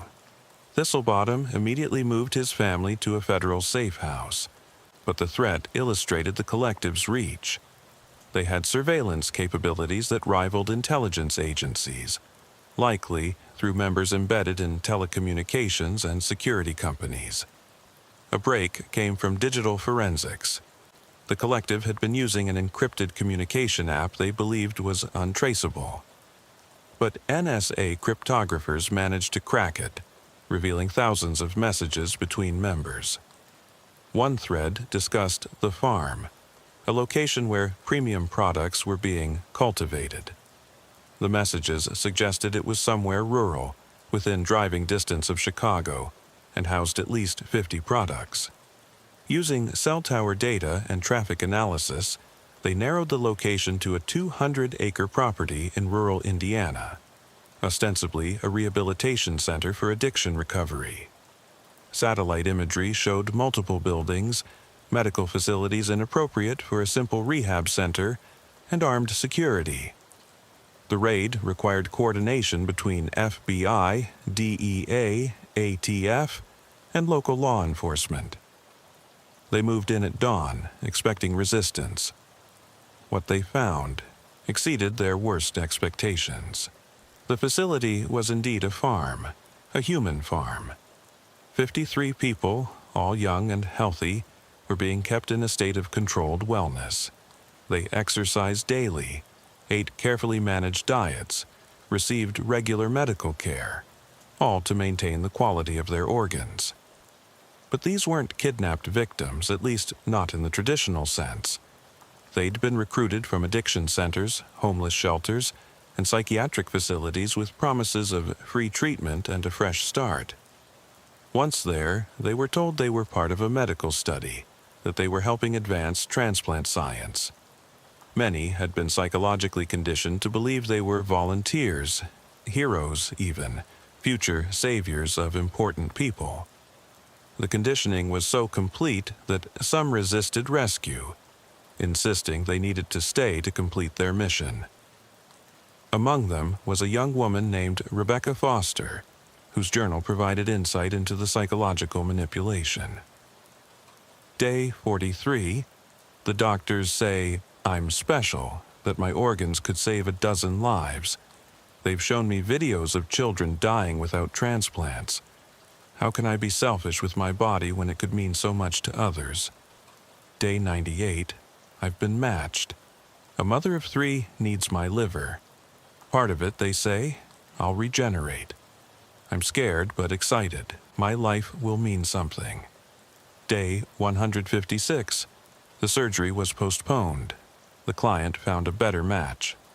I'm disappointed. When will it be my turn to be useful? The psychological torture was as severe as any physical harm.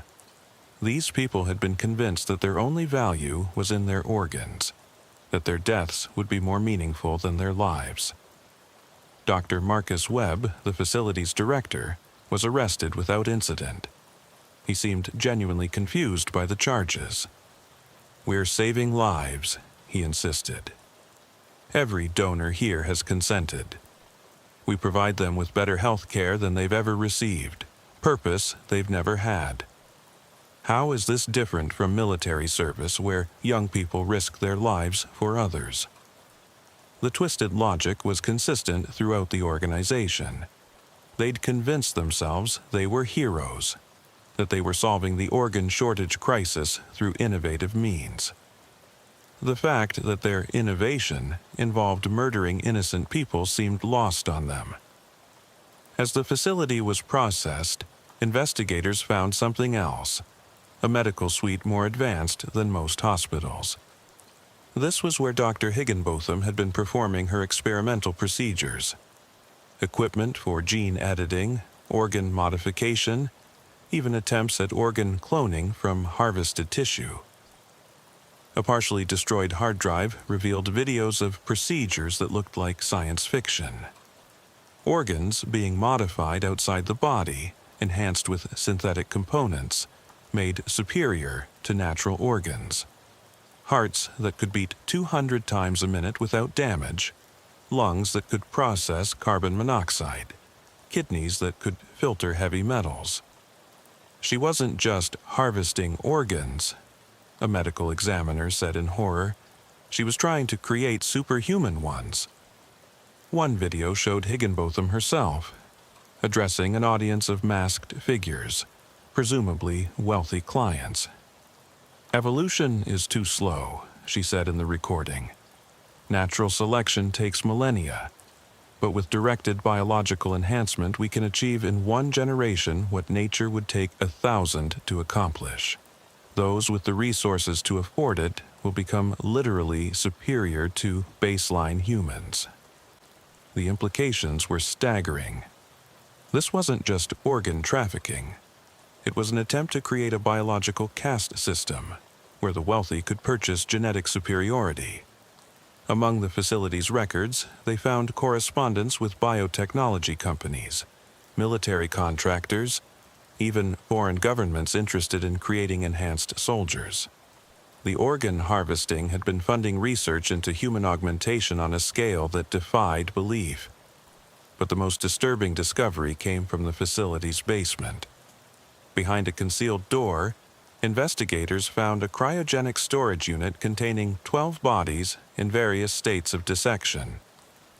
These weren't victims, they were experiments. Attempts to create what Higginbotham called chimeras, humans with organs from multiple donors, living patchworks of different genetic materials. None had survived more than a few days, but the attempts continued. Each failure was meticulously documented, adjustments made, new attempts planned. It was the methodical work of someone who saw human beings as machines to be optimized. Thistlebottom stood in that cold storage room, looking at the results of unchecked ambition and absent morality. These weren't just murders, they were attempts to redefine humanity itself. The revelations from the farm sent shockwaves through law enforcement and medical communities worldwide. Agent Mahershala Hashbaz Thistlebottom found himself leading an investigation that had expanded far beyond organ trafficking into human experimentation and biological enhancement. But Dr. Bathsheba Higginbotham remained at large, and intercepted communications suggested she was planning something significant. 2 months after the farm raid, a woman was admitted to Rush University Medical Center in Chicago with severe organ failure. She gave her name as Sarah Mitchell, but something about her seemed off to the attending physician, Dr. James Patterson. Her organs were failing, but not naturally, Dr. Patterson later told investigators. It was like they'd been designed to fail, programmed with an expiration date. Blood tests revealed unusual synthetic compounds, similar to those found in victims from the farm. Patterson immediately contacted the FBI. By the time Thistlebottom arrived, Sarah Mitchell was in critical condition but conscious. "I was supposed to be perfect," she gasped through labored breathing. Dr. Higginbotham promised I'd be the future, but the organs, they're rejecting me, or I'm rejecting them. I don't know anymore. Her medical examination revealed the horrifying truth. She'd undergone extensive organ replacement. Heart, lungs, liver, kidneys, even sections of intestine. But these weren't normal transplants. The organs had been modified, enhanced with synthetic components and genetic alterations. Her body was trying to reject them, but immunosuppressants weren't working because the organs weren't entirely biological. "Who are you, really?" Thistlebottom asked gently. "I was Jennifer Liu," she whispered, "a medical student. I volunteered for Dr. Higginbotham's research. She said I'd be the first of a new kind of human, but I'm dying. The enhancements are killing me." Jennifer provided crucial information. Dr. Higginbotham had established a new facility after fleeing Chicago, somewhere in Michigan. She'd gathered a team of researchers who shared her vision of human enhancement through organ modification. They called themselves the Evolution Institute. "She has dozens of volunteers," Jennifer said. "People who believe in her vision. They're all undergoing procedures. She's trying to create a community of enhanced humans." "Where exactly in Michigan?" "Near Traverse City, an old sanatorium converted into a research facility. But Agent Thistlebottom, you have to understand, not everyone there is there willingly. She has subjects, people she's experimenting on without consent." Jennifer died 3 days later, her enhanced organs finally failing completely. The autopsy revealed the full extent of Higginbotham's modifications: artificial valves in the heart, synthetic filters in the kidneys, genetically modified liver cells that produced non-standard proteins. It was brilliant and horrifying in equal measure. The Michigan State Police coordinated with the FBI for surveillance of the Traverse City area. The old Traverse City State Hospital, abandoned since 1989, showed signs of recent activity: new electrical lines, deliveries of medical supplies, vehicles coming and going at odd hours. Thermal imaging revealed at least 60 people inside the complex. But a raid was complicated by the possibility of innocent victims who might be in critical medical condition. They needed more intelligence. The break came from an unexpected source. A man named Timothy Morrison contacted the FBI, claiming to be Dr. Higginbotham's former research partner. He was terrified, in hiding, and wanted protection in exchange for information. Morrison met Thistlebottom at a secure location in Detroit. He was gaunt, paranoid, constantly checking windows and doors.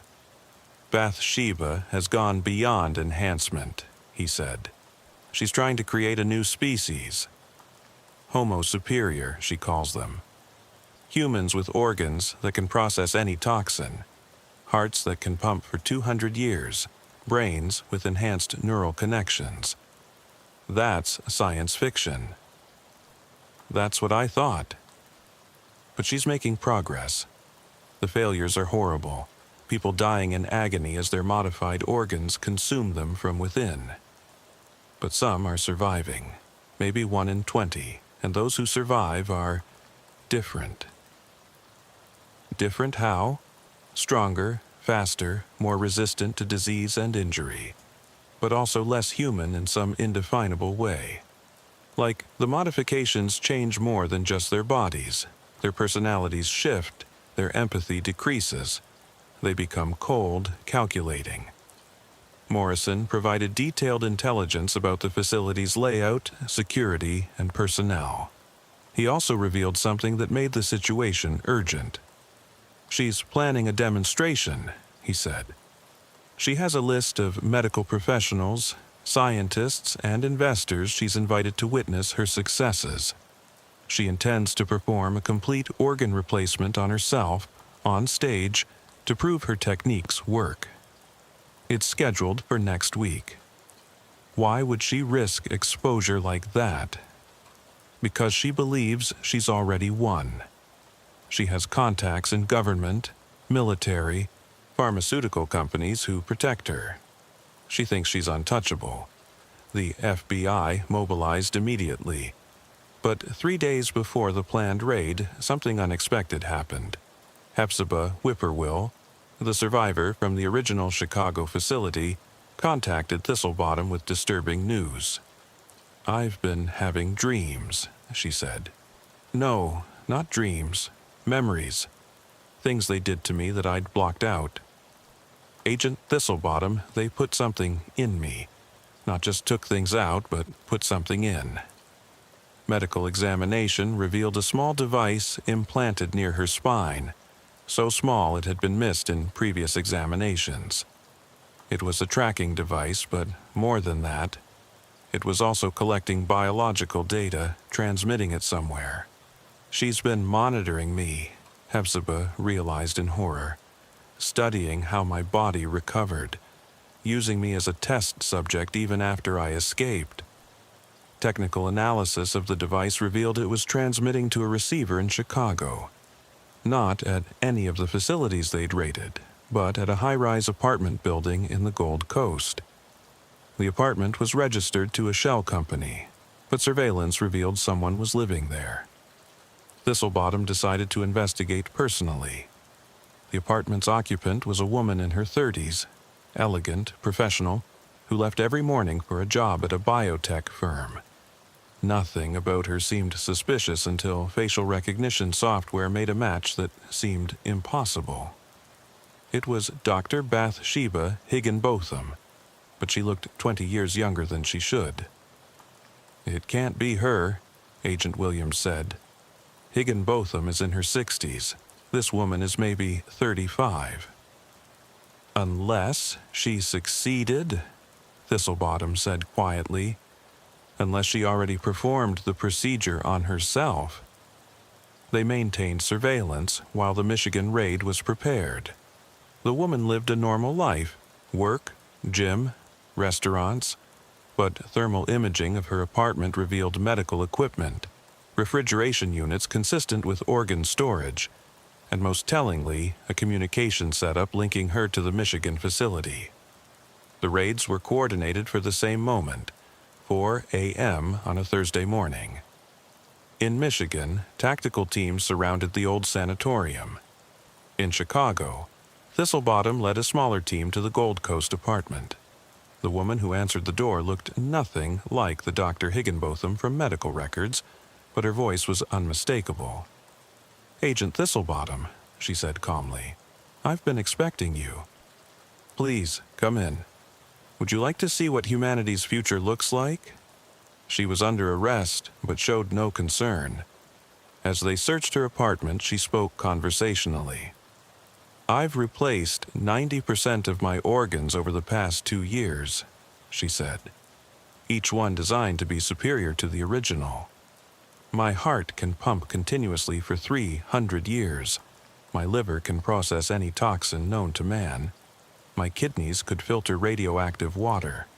I am evolution accelerated." "You're a murderer," Thistlebottom stated. "I'm a pioneer." Every medical advancement requires sacrifice. The first heart transplants were considered murder. The first vaccines were called poison. History will vindicate me. In her apartment, they found detailed records of her self-experimentation. She'd undergone 17 separate procedures, replacing organs one at a time, using techniques she'd perfected on unwilling subjects. The donors were all young, healthy individuals who'd been selected for specific genetic traits. Each organ was chosen from the best possible donor, she explained, as if discussing a shopping trip. The heart from a marathon runner, the lungs from a pearl diver, the liver from someone with natural immunity to hepatitis. I am a composite of humanity's best features. The Michigan raid was simultaneously uncovering horrors. The facility contained 43 volunteers in various stages of enhancement procedures and 18 unwilling subjects kept in medical comas. The volunteers were true believers, convinced that Higginbotham was leading them to transcendence. Many refused to leave even when offered rescue. One volunteer, despite being in critical condition from a failed kidney enhancement, insisted, "You don't understand. Dr. Higginbotham is giving us the chance to be more than human. Pain is temporary. Evolution is forever." The unwilling subjects were different. They'd been homeless individuals, undocumented immigrants, people grabbed from the margins of society. They were being used as test subjects for the most experimental procedures, the ones with the highest failure rates. In the facility's laboratory, investigators found something that defied medical understanding. Dr. Higginbotham had been growing organs, not in the traditional sense of organ cultivation, but creating hybrid organs that had never existed in nature. A liver that also functioned as a secondary heart, lungs that could extract oxygen from water, kidneys that produced stem cells. She was trying to redesign the human body, a medical examiner said in awe and horror, not just improve it, but fundamentally restructure it. Dr. Higginbotham's arrest made international news, but the legal case was complicated. Her volunteers insisted they'd consented to the procedures. Some of the enhanced individuals showed no desire to be cured of their modifications. And most disturbingly, several governments expressed interest in her research for military applications. During her interrogation, Higginbotham showed no remorse. "In 50 years, everyone will be enhanced," she said. "Those who refuse will be evolutionary dead ends. I've simply accelerated the inevitable. You killed innocent people. I transformed them. Their bodies served a purpose greater than they ever could have achieved on their own. A homeless addict's organs saving a brilliant scientist. A criminal's heart beating in the chest of a humanitarian. I gave their lives meaning." Her twisted philosophy had infected others. 3 of her research associates refused to cooperate, insisting they were part of a grander vision. The volunteers formed a support group, but it quickly became apparent they were planning to continue the work. Then came the most disturbing revelation. Analysis of Higginbotham's medical records showed that her brain had also been modified. Not replaced, that was still impossible, but enhanced with synthetic neural pathways and artificial neurotransmitters. She's augmented her own cognition, a neuroscientist explained. Increased processing speed, enhanced memory, possibly even altered consciousness. We don't fully understand what she's done to herself. This explained her calm demeanor, her lack of normal human emotional responses. She'd modified not just her body, but her mind, becoming something that looked human, but thought in ways that were fundamentally different. During transport to federal prison, Higginbotham made a chilling statement to Thistlebottom. "You think you've stopped me, but I'm just one of many. The technology exists now, the knowledge is out there. Others will continue the work. In China, in Russia, in hidden facilities you'll never find. Humanity's evolution has begun, Agent Thistlebottom. You can't stop evolution." The investigation revealed she was right. Similar research was being conducted in at least 12 countries, some with government backing. The organ harvesting had been funding a global movement toward human enhancement, and shutting down one operation barely slowed it.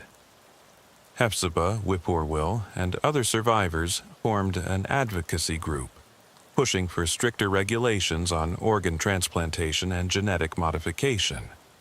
But they faced opposition from those who saw enhancement as the future, including some who'd been Higginbotham's victims but now embraced their modifications. She was evil, Hephzibah said at a press conference. But she was also right about one thing.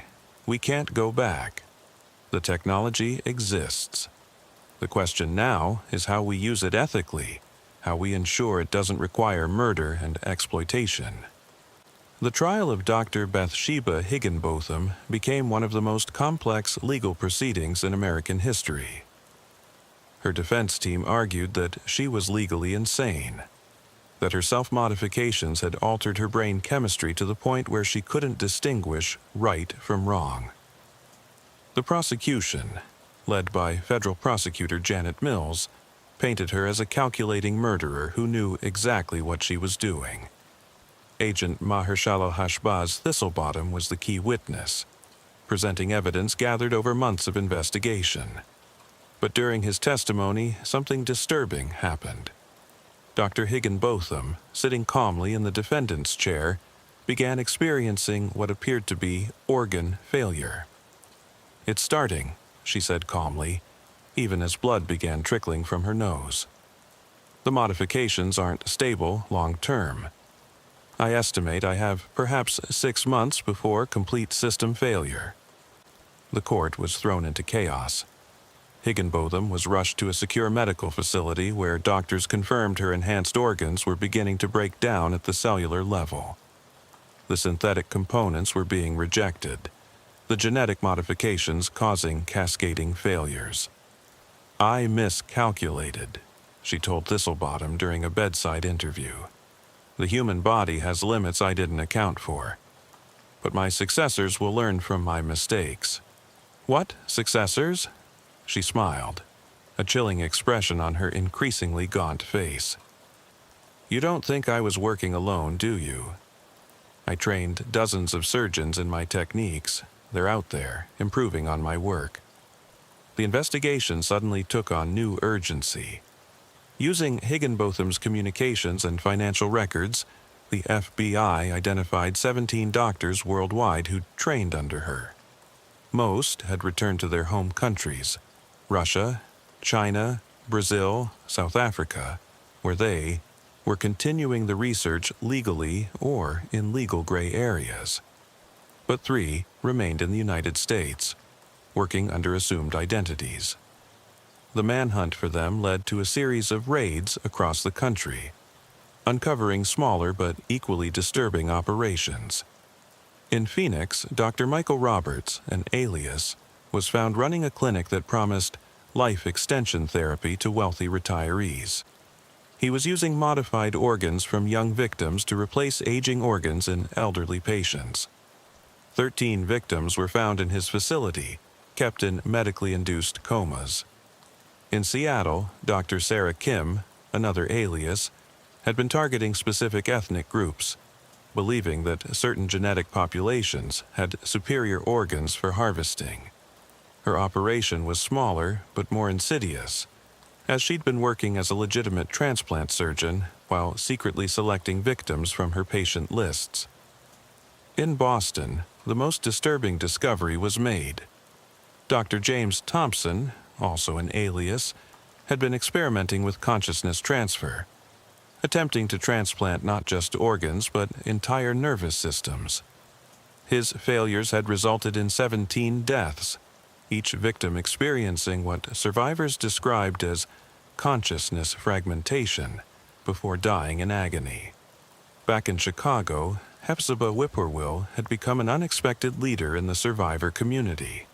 She testified before Congress, pushing for legislation to regulate experimental organ procedures and protect vulnerable populations from exploitation.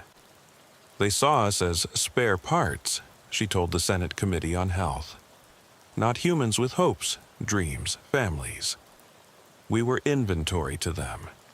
This cannot be allowed to continue." Her testimony was powerful, but she faced opposition from unexpected sources. Several biotech companies argued that over-regulation would stifle legitimate research into organ replacement and life extension. They claimed Higginbotham's crimes shouldn't taint an entire field of medical research. Meanwhile, Nebuchadnezzar Snodgrass, who'd been cooperating with authorities, revealed more about the international organ trafficking network. His information led to raids in 14 countries, shutting down operations that had been running for decades. "The demand will never stop," Snodgrass told Thistlebottom. "As long as people fear death, as long as the wealthy can afford to buy life, someone will be willing to sell it. We stopped one network, but others are already forming." He was right. Within months of the Harvest Collective's dismantling, new operations were detected. They were smaller, more careful, but they were there. The dark web became a marketplace for organs, with cryptocurrencies making transactions nearly untraceable. Dr. Higginbotham's condition continued to deteriorate. Her enhanced organs were failing one by one, each failure more painful than the last. She documented everything, insisting it was valuable scientific data. "Pain is just information," she said through gritted teeth as her modified liver began shutting down. "My suffering will teach the next generation how to succeed where I failed." 3 months into her incarceration, she made a request to see Thistlebottom. When he arrived at the secure medical facility, he found her connected to multiple machines, barely alive, but still conscious. "I want to make a deal," she said. "Full disclosure of all my research, every technique, every contact in exchange for one thing." "You're in no position to negotiate." "I'm dying, Agent. Within days. But I can die with my secrets, or I can give you everything. Names, locations, techniques that could actually save lives if used ethically. What do you want?" "I want my body donated to science. Real science. Let legitimate researchers study what I've done, learn from it. Don't let my work die with me."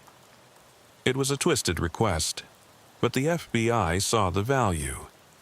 Higginbotham's modifications, while unethical in origin, had produced genuine medical breakthroughs. Understanding them could advance transplant medicine by decades. The deal was made. Over 3 days, Higginbotham disclosed everything. Hidden facilities, bank accounts, contact lists, and most valuable detailed medical procedures that had never been documented. She revealed techniques for preventing organ rejection that mainstream medicine hadn't discovered, methods for organ preservation that could save thousands of lives. "The knowledge itself isn't evil," she insisted. "It's how it's obtained and applied. Future doctors will use my techniques to save lives legally, ethically. My legacy will be redemption through application. She died on the 4th day, her final enhanced organ, her heart, beating exactly 247,293 times before stopping, a number she'd predicted with eerie accuracy. Her autopsy was conducted by a team of international medical experts. What they found revolutionized transplant medicine. Her techniques, while obtained through murder and exploitation, contained genuine innovations. Within years, modified versions of her procedures were saving lives in legitimate hospitals worldwide. The ethical debate was fierce. Could medical knowledge obtained through evil means be used for good? Some argued all her research should be destroyed. Others claimed that ignoring it would mean her victims died for nothing. Hephzibah. Whippoorwill weighed in with unexpected wisdom. The knowledge exists, she said. We can't unknow it, but we can ensure it's never obtained this way again. Use what she learned, but never forget how she learned it. Let every life saved be a memorial to those she murdered. The trials continued for 2 years. In total, 147 people were convicted in connection with the Harvest Collective and related operations. Sentences ranged from 5 years for minor accomplices to life without parole for the primary perpetrators. Richardson Sterling, the pharmaceutical billionaire who'd been using young blood for parabiosis, died before his trial, his body rejecting the final transfusion in what doctors called biological justice. His estate was liquidated, with funds going to victims' families. The farm in Indiana was converted into a memorial and research center, dedicated to ethical advancement in transplant medicine. Each building bore plaques with the names of victims, ensuring they wouldn't be forgotten. But the story didn't end with convictions and memorials. 3 years after Higginbotham's death, Thistlebottom received a package at his home. No return address, no postmark, just like before. Inside was a USB drive containing a single video file. The video showed a surgical suite, location unknown. A figure in surgical scrubs, face obscured, was performing an organ transplant with techniques Thistlebottom recognized as Higginbotham's, but the precision was greater, the modifications more advanced. "Agent Thistlebottom?" an electronically disguised voice said. "The teacher is dead, but the students survive. We've learned from her mistakes. No more wholesale harvesting, no more unwilling victims.